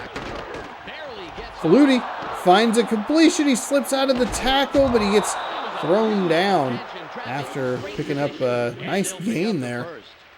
It's a good job by the Seahawks defense to at least try and slow him up a little bit. Let the teammates get over there to polish off the tackle, but don't let him get up the field and create separation with his speed. Like he owns the deed on it.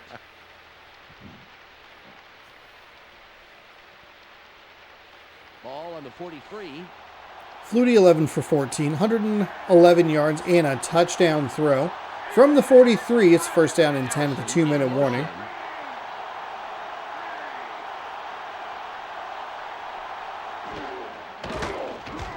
Flutie, quick pass over the middle. He's able to get the reception. He's inside the 25 at the 24-yard line.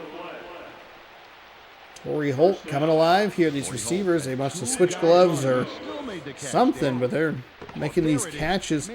Kind of a missed tackle on the back end. 24 was right there. Took a weird route. And he was able to get up the field for some additional yardage.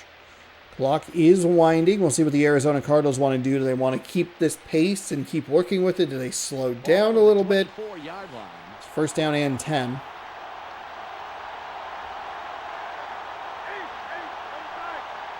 Harrison goes in motion.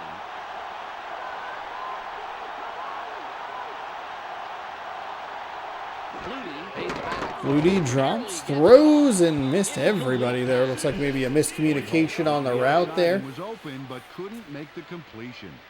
Holt was nowhere near that ball. Harrison was in motion before that snap. The clock shows 1 minute and 19 seconds left. They line up with 2 wideouts. Flutie, there's going to be a penalty flag here as it's going in for 6. Pass interference. Number 57. Defense. Oh my goodness, defensive pass interference. The touchdown stands and Arizona takes the lead with 1:15 to go. Wow. Arizona's passing attack didn't look great throughout much of that game, but they came through when they needed to. Lines up for the point after. And I'll have to take a look at the footage and see what what the rankings are of these two teams. Kick is up, kick is good. Because I did notice Seattle's rankings. I did not notice Arizona's rankings. Cardinals with that score. So the Seahawks coming off their nicest drive. Their defense can't hold the Cardinals back. Even like a field goal would have been fine. We'll see if Seattle can respond. Will kick this one away. 1:15, some timeouts to work with. There's the kick. Howard will He field will it. bring it out of the end zone. Probably just take the fair catch there. Don't worry about it. Biggest drive of the game right here, Dan. They can put this one away if they First down somehow and get 10. into scoring range. A minute and 10 seconds on the game clock. Let's go, guys. Get the fans something to cheer for. Offset I With the formation. Warner drops back. Warner drops, throws to the flat, finds a receiver, but it doesn't go for much. They'll take a quick timeout after a 2-yard gain. That is not what you're looking for in this situation. I think at that point you run the hurry-up offense. I don't think anybody really got too far down the field. 2nd and 8. Kind of a burned timeout, though.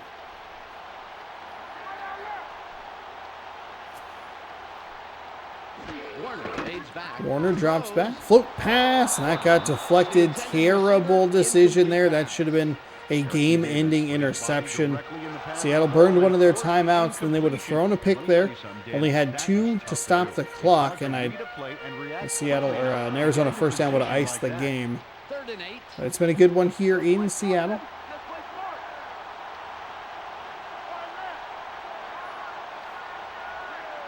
Warner drops back. Throws. Caught in the Into the flat. That's actually not a terrible completion. The Seahawks. Take a timeout here. I like that play a lot more. They find Richardson here in the flat. He gets turned up the field. So he guns it for the first down. This guy will fight tooth and nail for the yards he needs. That fresh set of downs is obviously the key piece here. 1 timeout left for Seattle. 9 for 17, 116 yards for Kurt Warner. Early NFC West battle. Winner takes the lead in the division. Throws into double coverage. Can't come away with the completed pass. 2nd and 10. San Francisco can either tie the leader or will be in miserable 2nd place, depending on the outcome of the next game. Let's not give me, Dave. Nothing, baby. They're going with 3 wideouts. Warner fades back. 2nd and 10. Warner out into the flat again. He's just kind of going to the same guy over and over. They're not going to get him out of bounds. He's going to get tackled in the field of play. Seattle will burn their 3rd and final timeout. He's been a key contributor here in this drive. He is keeping the chains moving. You'd like to see him get out of bounds there, but fight for the first down. Just try to angle yourself a little bit better. 52 yards to pay dirt and no timeouts. Warner, short drop, throws over the middle. It's incomplete. Incomplete pass. Had it in his hands and dropped it. Howard. That's a tough drop. I think he'd like a little bit more of a chunk there. I think any completion is a positive. Second and long's gonna be third and long.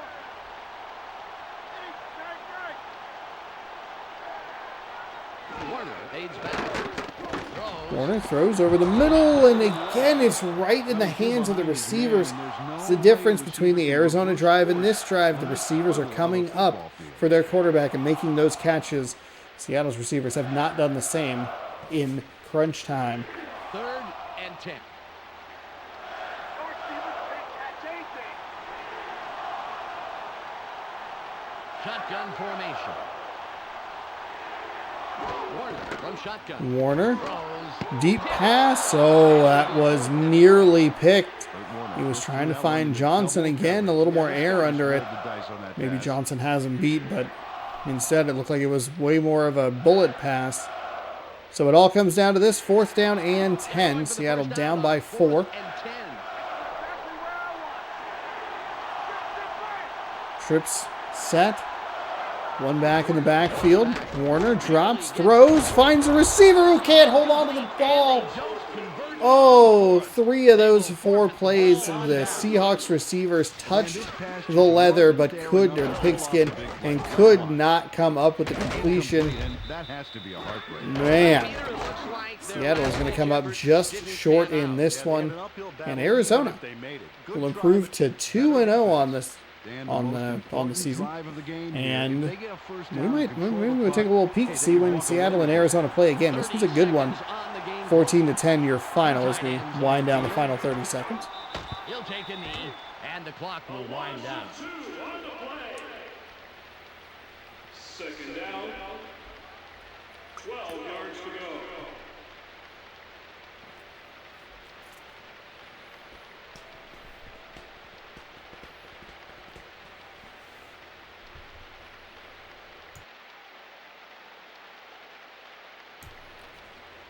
Clicky, clacky. There's the whistle, and that's the end of the game. The Cardinals win a squeaker. Baltimore Ravens 14-10. scored. Well, that should do it Push the for lead out to today. 31-28, On behalf but of myself, Peter the O'Keefe, Rams in Joe good position to Westfall, tie and send it to I'm Dan overtime Stevens. with Thanks for joining us. 16 Let's seconds to now go. to the post-game Oop, we didn't wrap-up actually mean to here on close that out. ESPN. 14-10 your final. Very even. Yards off by just 1. A couple extra first downs for the Seahawks, but it doesn't translate into any additional points. No turnovers in this game. Arizona Cardinals super effective through the air. The ground game could use some work. Though the Seahawks weren't much better, they were just slightly more balanced on their offensive side. Torrey Holt, your player of the game, 5 receptions, 74 yards. Yards after catch, 40. The longest was 24, and he had 2 touchdowns in today's game. So let's get out of here. Glad that I picked that one, and we will move on. Actually, I'm going to pop a save here real quick, just in case. Just in case. I'm going to let this, well, darn it. I'm going to let this game start. I'll grab the thumbnail or whatever, and then I'll hop up real quick. I'm going to grab a fresh drink. I will join you in progress for Denver, San Francisco, as we get ready for game number 3. Don't look at those scores. Broncos, 49ers. Here we go. It's week number 2. It's week 2 on ESPN. The Broncos come into today's matchup Broncos, featuring an 6th impressive overall. secondary. Thanks Strong to them, defensive their pass unit. defense is ranked at 6th and number 7 in 7th. the overall standings. They will be going up against Oh, a boy, and they're team ranked- versus the they're- 49ers, who not- come in not with good. huge holes in their secondary. Not good. Simply not where it should be at this point, and they're likely to give up some big plays. To see how it turns out, Wow, we'll San go to Francisco Dan 5 for Stevens and 5, Peter huh? O'Keefe out in San Francisco. So when they lost to Baltimore, Well, it's a good day for that some was early the- football here at 3Com Park. I'm Dan Stevens along Interesting. with Peter O'Keefe. All right. Peter, who's going to stand out today? And these two guys should key off each other pretty well today. Corey Fuller comes in Corey as a Fuller- good Corey coverman with Fuller a lot of and zeal Troy and a lot of Brown. speed. If he's consistently on today, he'll shut down his side of the field. Warming up over here, you have the guy who stands to cause him some big trouble. Troy Brown comes in as a choice target for his quarterback because he pulls down everything thrown at him. The numbers prove it. In his career, he's averaged 33 yards on 2 catches a game. Okay, Peter, now let's go to midfield for the coin toss.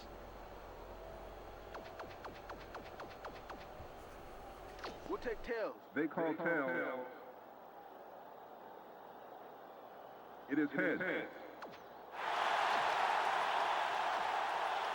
The 49ers elect to receive, and we're ready to start the game.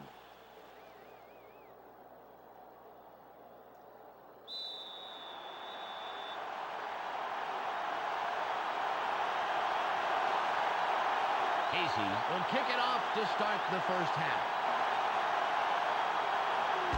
Perfect kickoff. Zeraway catches it in the end zone, and he thinks better of returning it and will down it.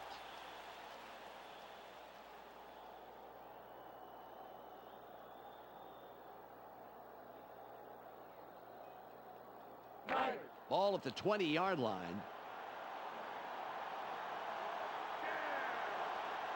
I formation.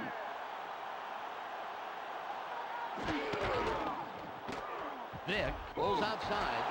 Throw. What a way to make a big play in traffic. Yeah, I'll tell you, he reeled that one in for big yardage. First down. Rod Smith turns on the juice and rips this ball down. Watch how he aggressively goes after this. Oh, man. Oh, He yeah. shows great reflexes there, leaning out to grab that pass. Well, some receivers would be forced to dive for a ball like that, Yep. but he manages to get under the ball. Fantastic play. Ball on the 41.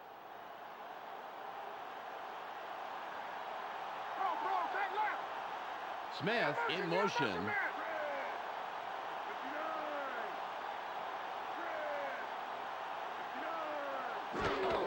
Barlow will run it. Fights off a tackle. A gain of 10 on the play. Second down. Kevin Barlow arrows through on this play for some nice yards. Watch this now. Oh, thank you, stiff arm. Well, we just saw that the offense can play pretty physical too, Peter. That move really opened this play up and allowed some big yards. Second and about a foot. Let's push him back. Push him back. They're going with two tight ends. Barlow with the carry. And the left side. Pretty run by the second-year man out of Pittsburgh. Peter, let's go over the starting offensive players for the 49ers. First up, the offensive line. Steve Wisniewski inspires his teammates to give it their all on every play. Next up are the receivers. Rod Smith generates a lot of excitement with his aerial theatrics. In his career, he's averaged 64 yards on 4 catches a game. And last but not least, we have these three gentlemen. Michael Vick sets the tempo in this group. During his career as quarterback, he's averaged 98 yards and only an interception every other game. Okay, back to the action.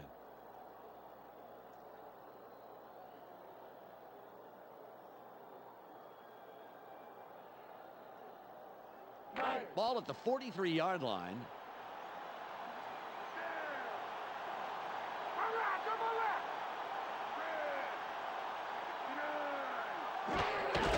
Get the ball again. Hurdles.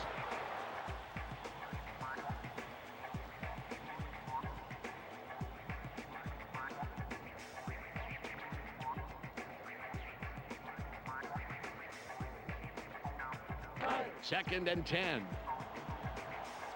it down to nowhere, baby. Yeah. They're going with their tight end left. The 49ers go with the run again. Malloy drags him down after a handful of yards. Peter, let's run down the Broncos defense. Up first is the defensive line. Ted Washington and his men deliver knockout blows to the offensive line all game long. That's followed by the linebackers. Charlie Clemens knows whether it's a run or a pass before the rest do. Finally, Peter, the secondary. Lawyer Malloy disrupts pass attempts all day long. Let's get back to the game.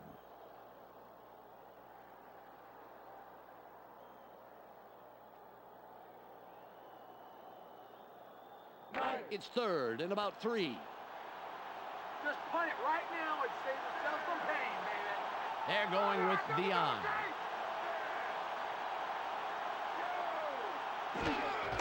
Barlow with the ball.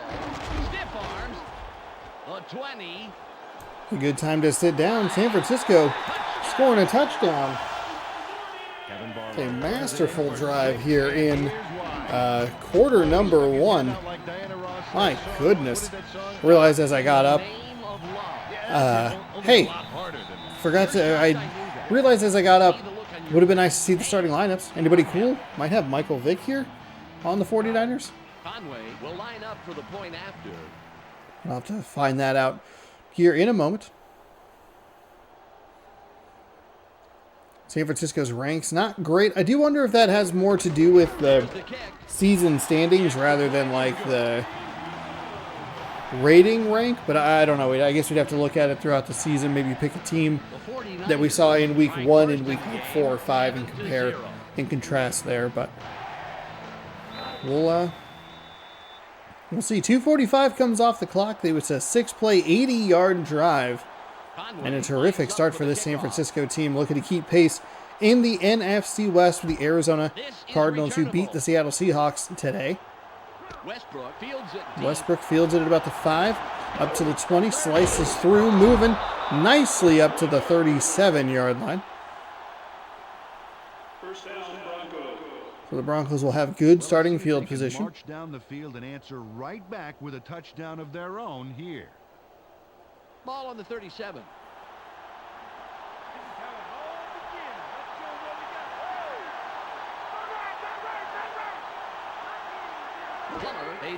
Plummer drops back, fires, and overthrows. We'll take a look at the Denver offensive line. Derek Deese keeps the quarterback healthy, and he and his line are ready to go. Up now are the receivers. Troy Brown, Curtis Conway, Dave Moore. In his career, he's averaged 33 yards on 2 catches a game. Finally, here's the general and his Jake next Plummer, in Fred command. Taylor, Stanley Grabs the Pritchett lion's share in of the attention. backfield today. During his Fred career Taylor's as a a back, he's averaged good running 86 back. yards and just Jake under the a Snake touchdown Plummer, a I game. believe, Back played to for the field Denver now. at some point. Though I believe right now he was playing for the Arizona Cardinals. Ball at the 37-yard line.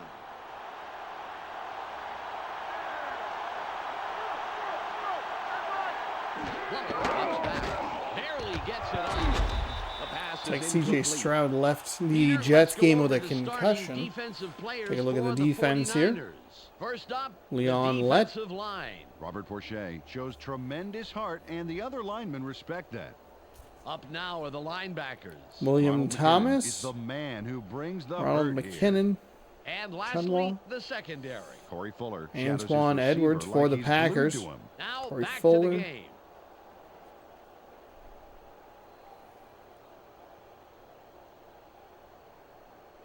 Third and 10.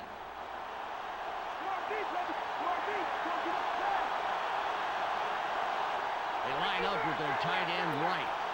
See, no other finals at the moment. Spins and works his way upfield. First down and 10. Nice play by Brown there. These Broncos uniforms are pretty terrible. He sends I'm still it using down them. to his man for the completion. Ugh. Take a look. There's the throw. Rams, Right to it. Ravens. Passing offense spends so much time Just started overtime. plays and patterns that it's Cleveland up almost by instinctive at 10. this point. Jacksonville has a first and goal. Seattle with a nice job to respond. 7-7. They are tied up with the Ball on the 49ers. 48. Bills, Chiefs. No score there. Same with Broncos, Chargers. How did Seattle tie this game? Plummer drops back. Drew Lock's 4 of 6. 25. Wild. Nice play again. Brown working his way up the field, and San Francisco with a long, methodical drive. The catch, but watch what he does afterwards. Denver, He's got some it. nice Now explosive he's gonna get plays. He more. had Oh, it's always nice first to guy have wasn't even really receivers close. get 20 angled him. 4 yards. Trying to get him out of bounds, but tackled him in the field of play. Not that it really matters in the first quarter. But it was a nice angle taken by that San Francisco defender to make sure he didn't get all the way to the end zone. First and 10 at the 24.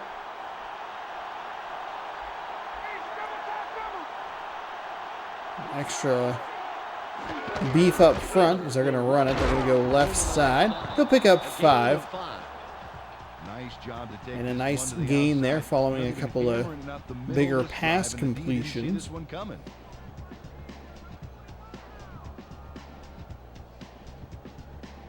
It's 2nd and 5. Don't give him an inch, baby. Don't give him an inch. Hey, don't try.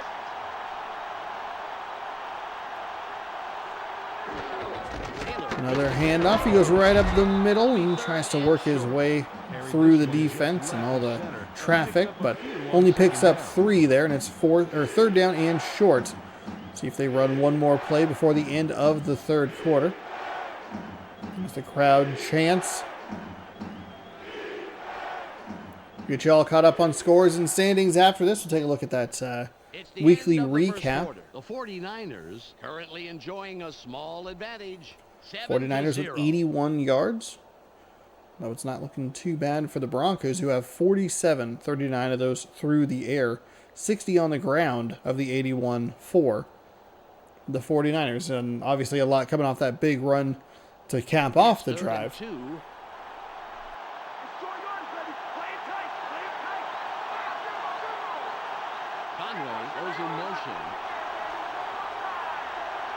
I formation on a 3rd down and 2.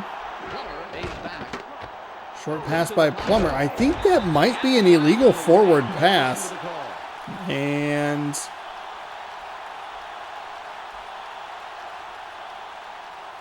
there was no dialogue there. Illegal forward pass indeed.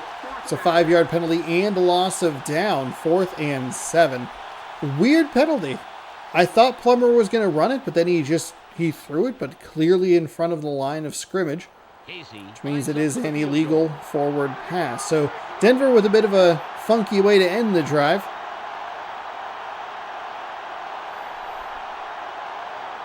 They will try for 3. Kick is up, and that might be no good. That is no good. That was wide left. It looked bad off the foot, and Casey makes it so that they come up empty-handed on their response drive after giving up so many yards defensively. Ball on the 29. So we have a 32, a 7. They go with one man back. Going to go with a nice run right off that left side. Barlow. Oh, I feel like we saw Barlow a lot in the last season. That's a solid gain of 5 to start this drive. San Francisco might just be kind of like in a work the clock mode the entire game.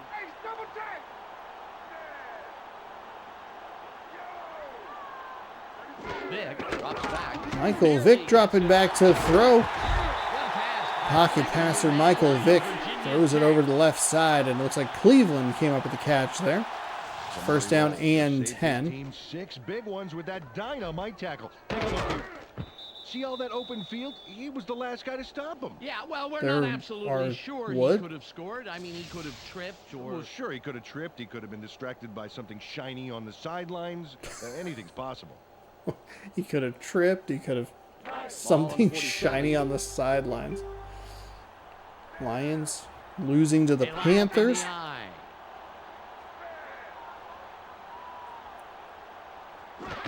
Cardinals, Seahawks. Nobody tell anybody how that game ends. Spoiler alert. Barlow off the left side picks up 4. Bears, Falcons. 2nd down. 6 yards to go. Patriots over the Jets. It's now I do appreciate that they have this in the game. I think some of the games run the like the score update if you're actively playing the game, but this I think is the only one that runs it, has it and runs it while you're just watching it. Beasley hit his man so hard. He gets us caught up. Nice circle on the butt there. We appreciate that. That's a pretty nice block over there. Wasn't really that hard of a block. Barlow with a nice gain there. It's 1st down and 10 yet again for this offense that is so nicely working down the field. They really don't need Vic to step back and pass when this offensive line is playing as well as it is playing, and when the running game is as efficient as it's being. I formation here for San Francisco. Gonna hand the ball off again. They'll pick up 3. Took the handoff and went right of center and gets a few. 7 yards to go.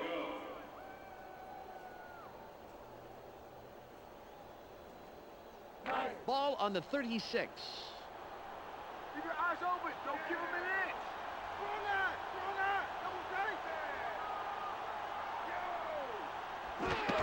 The 49ers. Hands the ball off. Oh, he slips out of a tackle. A nice job there by Barlow to use his strength to blast forward. But I believe we're going to have a hold here on the offense. Oh, it's even worse. It's a clipping penalty. That is a huge loss. Clipping on number 69. Not so nice this time around, and it's 2nd and 22. For whatever reason, the clock ran down, even though it should have stopped. Thankfully, it doesn't cost too much of a problem, but that happened in NFL prime time as well. It's now The blocked field goal for some reason counted as a run play, so the clock kept moving. It was very odd. That was a weird game anyway. So they'll go 2nd and 22. They'll go with a pitch. Barlow with a monster run. Oh, I thought he had it. I think if he took a step to the right instead of trying to move left, he would have been able to find a bit more room to work with. Just look at all the yards he's picking up. No one is going to stop him. And no one did stop him. Several people tried, that's for sure. Fantastic job finding the open lanes. 3rd down and 6. Well, they're going to need more than a half-hearted arm tackle to put him down. They line up with 4 wideouts. Vic fades back. Throws. Vic drops and throws. He has a receiver who puts his hands on it and can't corral the ball. You have to catch that. Vic was a nice touch pass there. 4th and 6 after the incompletion. And especially after such a nice 16-yard run by Barlow to at least put him in 3rd and manageable.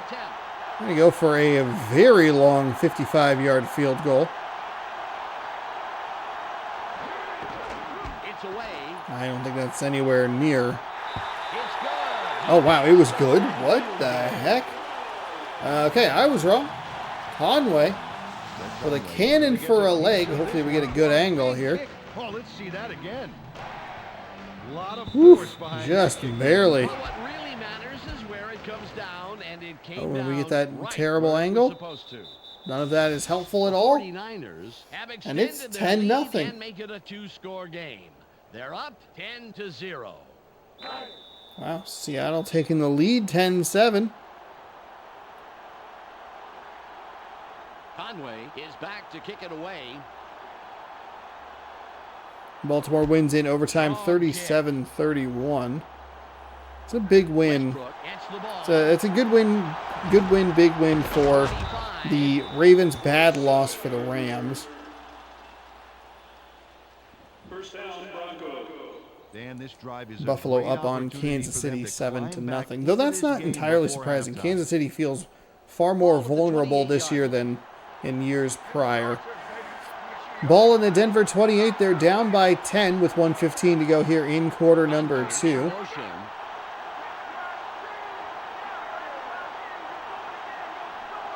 Plummer drops back. Palmer drops back and throws to his left, and he finds a completion out of the 41-yard line. They will quickly take a timeout. Their first It's that weird timeout. building. Jake Plummer rolled the dice there with a pass into double coverage. But he got it in there. Great throw. Peter, that's the kind of decision that does not foster. It looks like it's in double coverage, but like where he placed the ball was so good. Nobody really had much of a shot except for the receiver there. Ball on the 41. Troy Brown, 3 receptions for 51 yards, a long of 28, averaging 17 yards a catch. Plummer fades back. Barely Plummer gets it off. throws, The pass and that is incomplete. Noticing that this game doesn't have much of a toe drag animation, that could be an issue. Actually has been an issue here with this completion, and then one earlier in the game. Chris Carter, I want to say? Second and 10. Baltimore, I think. Looked like it was going to be a completed pass, but he just didn't have the correct tools in the bag to get the completion. That probably should have been picked off. I complimented him on his ball placement on the first time he went to the double coverage situation. Second time, really bad. They were much closer, and that was a much more contested catch. Lucky it wasn't picked off. 3rd down and 10. 3rd and 10. Hey, baby, just go on and get the pass up. They come out with an empty backfield. Plummer fades back. Plummer drops and fires. That's got to be Again, caught. it falls incomplete. He was open. It looked like he beat both defenders. And I don't know if we're gonna be able to see it, but it did look like he turned his head toward Conway. Oh, Conway. Oh my goodness. You can't do that. It looked like he looked forward. 1 minute on the game clock. I mean, we saw in the Baltimore game, it seemed like the receivers were slow when they like received the ball and then like trying to turn, but if they're not dropping passes like that, maybe that's the way to go. Fair catch at the 19, and San Francisco, who has a 10-point lead, gets the ball. Boy, I tell you what, Dan, if they can get another score before the half, they could take a commanding lead. Big drive. It's first and 10. Ball at the 19-yard line. You ain't getting in here. They line up with two tight ends. Marlowe with the carry. One more subscriber. One more subscriber.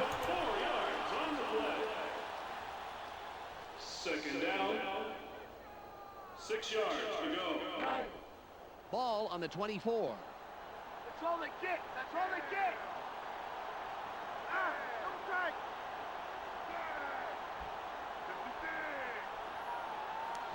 Second down and 6 for Vic and the 49ers. They're going to go with a fullback run there. It looked like it was kind of a good idea, but a good job by the Denver Broncos defense to collapse that running attempt and set up a third down and 3. It's third and about 3. Do it again. Do it again. Hey, double time, double.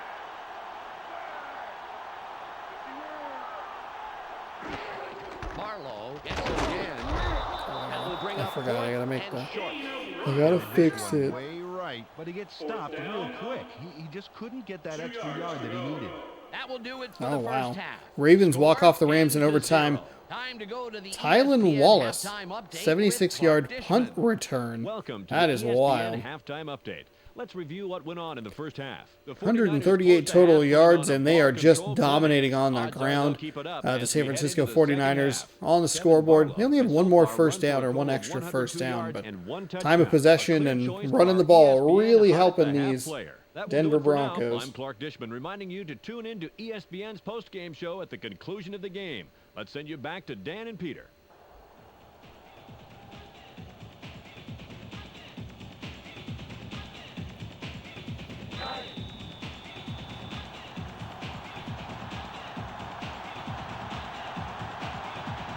Conway gives the signal, and we're ready to start the second half.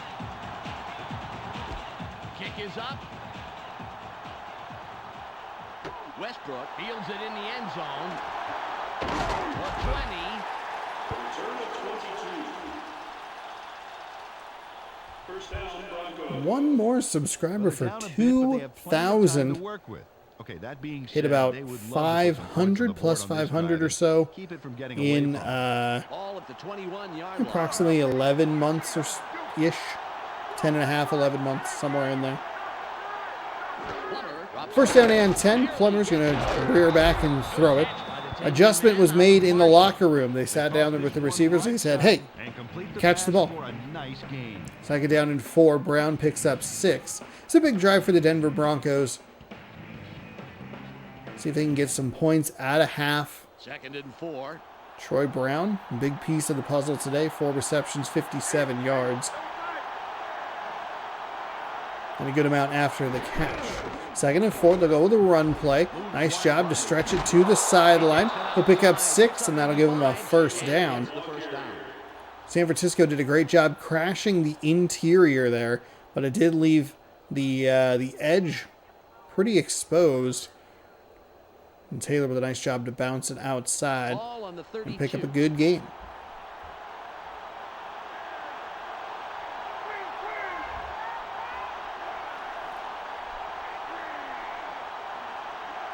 Plummer fades back. Plummer drops back, throws, and finds a receiver who spins, but he stepped out of bounds. Oh, that felt like it could have been a huge play if he turns to his left rather than his right.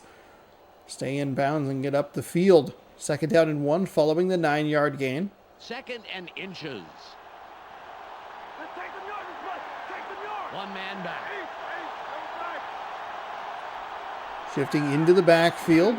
Taylor will They're just going to go for it. Oh, Taylor. Taylor with a huge run. He made a couple men miss, and he's off to the races. Gets pushed out of bounds after a monster gain. That right side really working for him. Again, San Francisco looked like they crashed this interior pretty nicely. One guy gets a hand on him. Two guys. The second guy had an opportunity at a tackle, but just looked like he was a little off balance coming into that situation. And a fantastic run off the right side yet again for Denver. Denver, who missed a field goal earlier in this game. Keep that in mind as we continue through the second quarter, or second half. It was a good thought. It was so good. 1st and 10 from the 31. Plummer drops back. Overthrew everybody on that one. Looked like he made a little contact on his way back in his drop back and just kind of missed the throw there.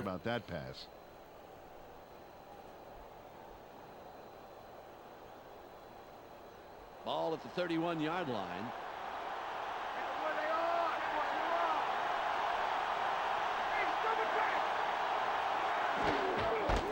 Plummer tries to hand the ball off up the middle. That's the one spot that the San Francisco defense has done a good job collapsing during this drive. Both of them, both the big runs out on the edge.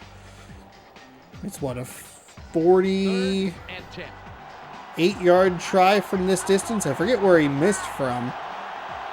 And it was a bad kick all the way. But any kind of points here for the Denver Broncos would be big. 3rd and 10. Plummer drops back, throws over the middle, finds a receiver who turns upfield and picks up 12 or 11. It's a really nice play right there. The San Francisco 49ers blitzed the house, and it allowed a nice, easy completion over the middle. And that dude is not a fast man, I'm sure. It's a big bruising guy. He is able to get up the field and pick up the remaining yards. It looked like he had about a 6-yard reception there that he turned into an 11-yard reception. So San Francisco's gamble to send pressure bites them. And it's a fresh set of downs for the Denver Broncos. From the 19. Plummer drops back. He throws and finds receiver number 80 at the 10-yard line, excuse me. Troy Brown, coming up with yet another big grab. 2nd down and 1. Further they get down the field and the more time they take off this clock, the more imperative it becomes for them to score a touchdown. 8-play, 69-yard drive. And we are at about 3 minutes gone here. Just with this alone. Run right up. Middle, maybe off to the right a little bit. He just barely gets past the 1st down marker. And it's one of the 1st and goals that I don't love as a football video game player. I don't love 1st and 10, or 1st and goal, excuse me, outside the 5-yard line. And they keep pounding away. They go with the split backfield. Give me a 1st and goal from the 2. Plummer, short pass, floats over the middle, caught, touchdown, Denver. It's Troy Brown yet again. Terrific reception there. It's just a really nice throw. The receiver with a great route. I don't love the defense. Just playing him way off. That pass is way too easy. Casey lines up for the point after.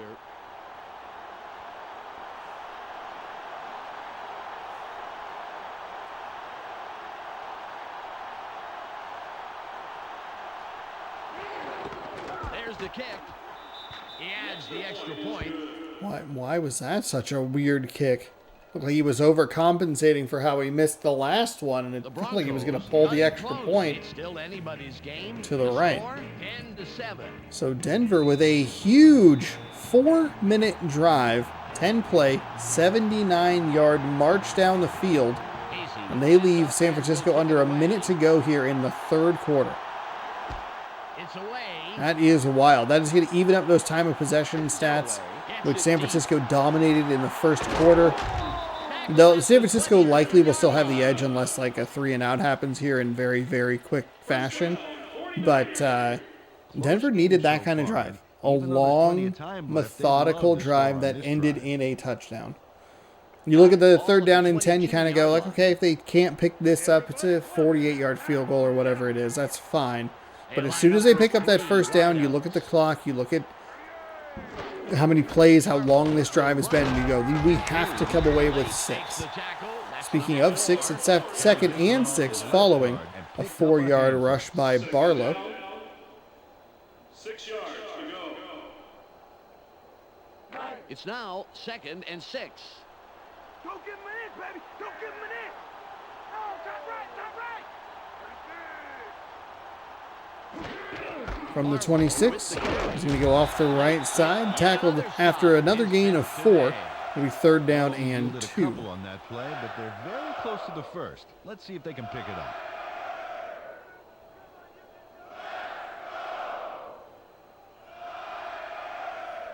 Fun audio design there as the Niners run out quarter number 3.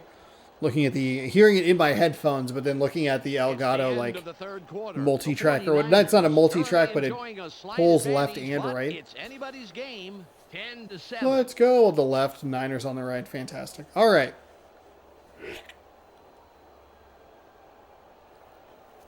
Pardon me. The total yards really evened up. San Francisco, like I said, would have the slight advantage in... It's a bigger advantage than I realized, but they would have the advantage in the time of possession. But Denver doing a terrific job, kind of evening everything up, and their defense is going to get the stop. Barlow needed inches, but they couldn't get it. Actually, that one was a whirlwind of a play right there. I thought maybe Denver would be able to get him for no gain, maybe a loss. Then he's able to fight through that. You think, okay, he's actually going to get this by quite a large margin. And then the Denver Broncos come in and stop him before he can get it. But they're going for it on 4th and 1 from their own 32. Vic snaps it, hands off. Barlow, huge hole right up the middle. That is a monster run.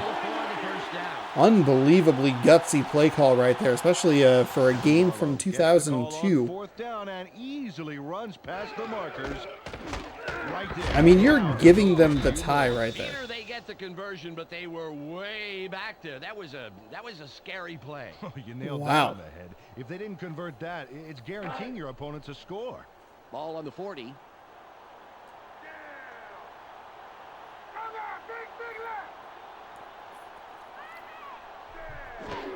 Barlow with the ball. Barlow right up the middle. He'll pick up 6. It'll be 2nd down and 4.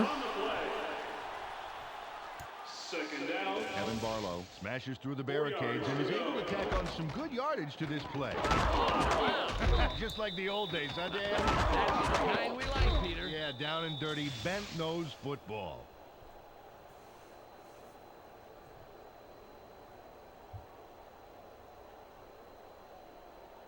All at the 47-yard line.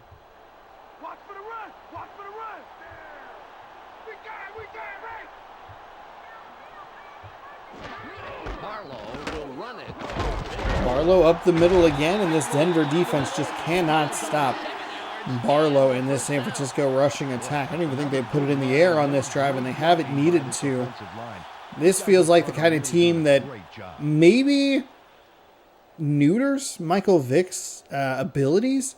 Of course, I don't know how good he was for 02-03, and I know that 04, like his breakout year, was kind of more the video game because he was such a broken piece of Madden 2004. This feels like it would really benefit a Joey Harrington or even a Chris Winkie that we saw earlier in the day. Just a terrific rushing attack. You're going to just hand the ball off, maybe make a couple of throws. The defense is going to play pretty solidly. And Barlow, just a terrific run. One after another, switches the ball as he's getting contact. Bold move, but it worked out for him. And San Francisco's looking to take this entire 4th quarter. They got it with 50 seconds or so left in that 3rd quarter. 53 seconds, I believe, was the number. And they are just winding it down halfway through quarter number 4 here. 35-yard line.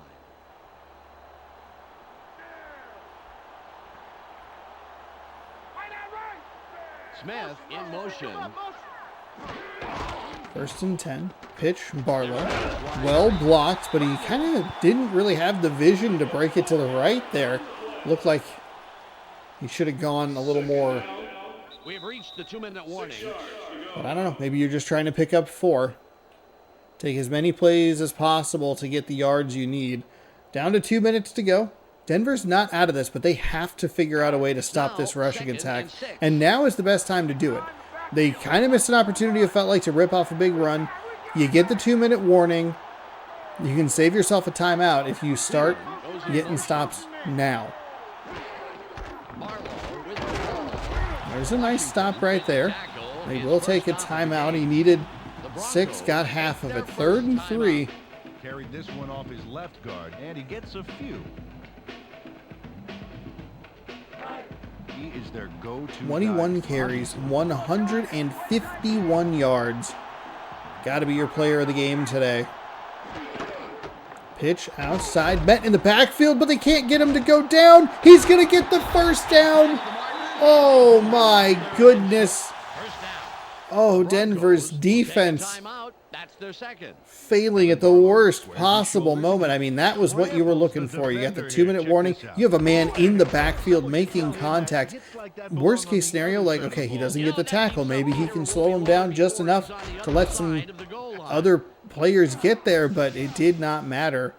Barlow breaks the tackle, runs beautifully off the left side. And that'll do it. And that was Denver's second timeout. First down. High formation. We should look at the stats and see what Michael Vick threw for. Because I'm guessing it was like 3 of 5. Barlow will run it. Oh, Barlow bullies a man over.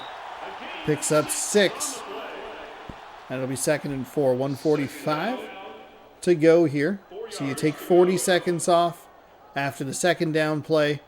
That's 1:05. You take 40 seconds off. That's 25 seconds. And that's if you get a stop, which you have not been able to do here. Barlow.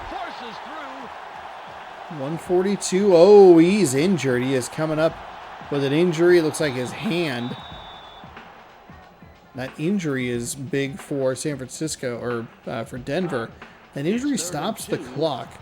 And it pulls their best player off the field. 3rd down and 2. That saves 40 seconds. We're going to go with a run. It didn't matter. Never mind. It didn't matter. I was trying to set up a cool... Good read of the D and nice explosion to get through the line.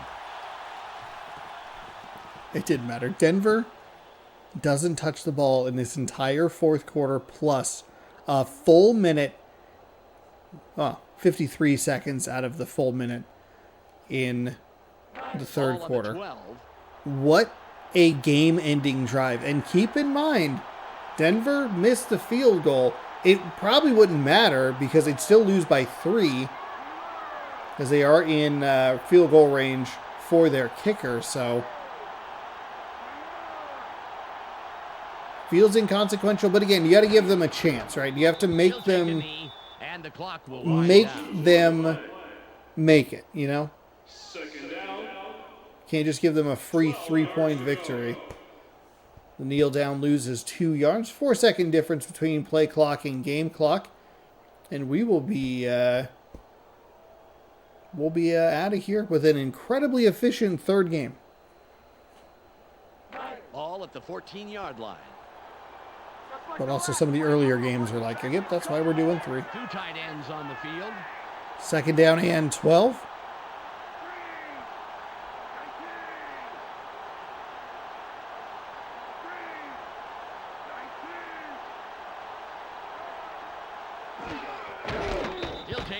I'll take a knee. 3rd down and 14 pops on the screen, but it doesn't matter because that winds down the final seconds.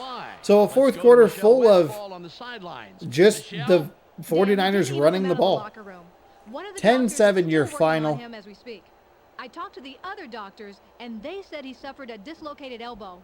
and he will need 1 to 3 weeks of recovery time. Oh, Well, and it's nice to he's hear out he's for okay. 1 to 3 Someone is weeks. gonna have to take That up could the be a slack for the rest of the devastating game. blow to the San Francisco There's your 49ers whistle, team. and that's the end And a of the truly game. unfortunate turn of events The for San Francisco in that 49ers win a fourth close quarter. one, 10-7 your 10-7. final On score behalf of here. Peter O'Keefe, Michelle Westfall, Wow. and myself, Dan Stevens, it was a real pleasure That is a bringing you brutal today's game. injury. We'll see you next time for more. Thankfully, they have a good NFL quarterback, action huh? on ESPN. And they looked like they were doing Let's go okay to with the the backup post-game running back wrap-up. anyway.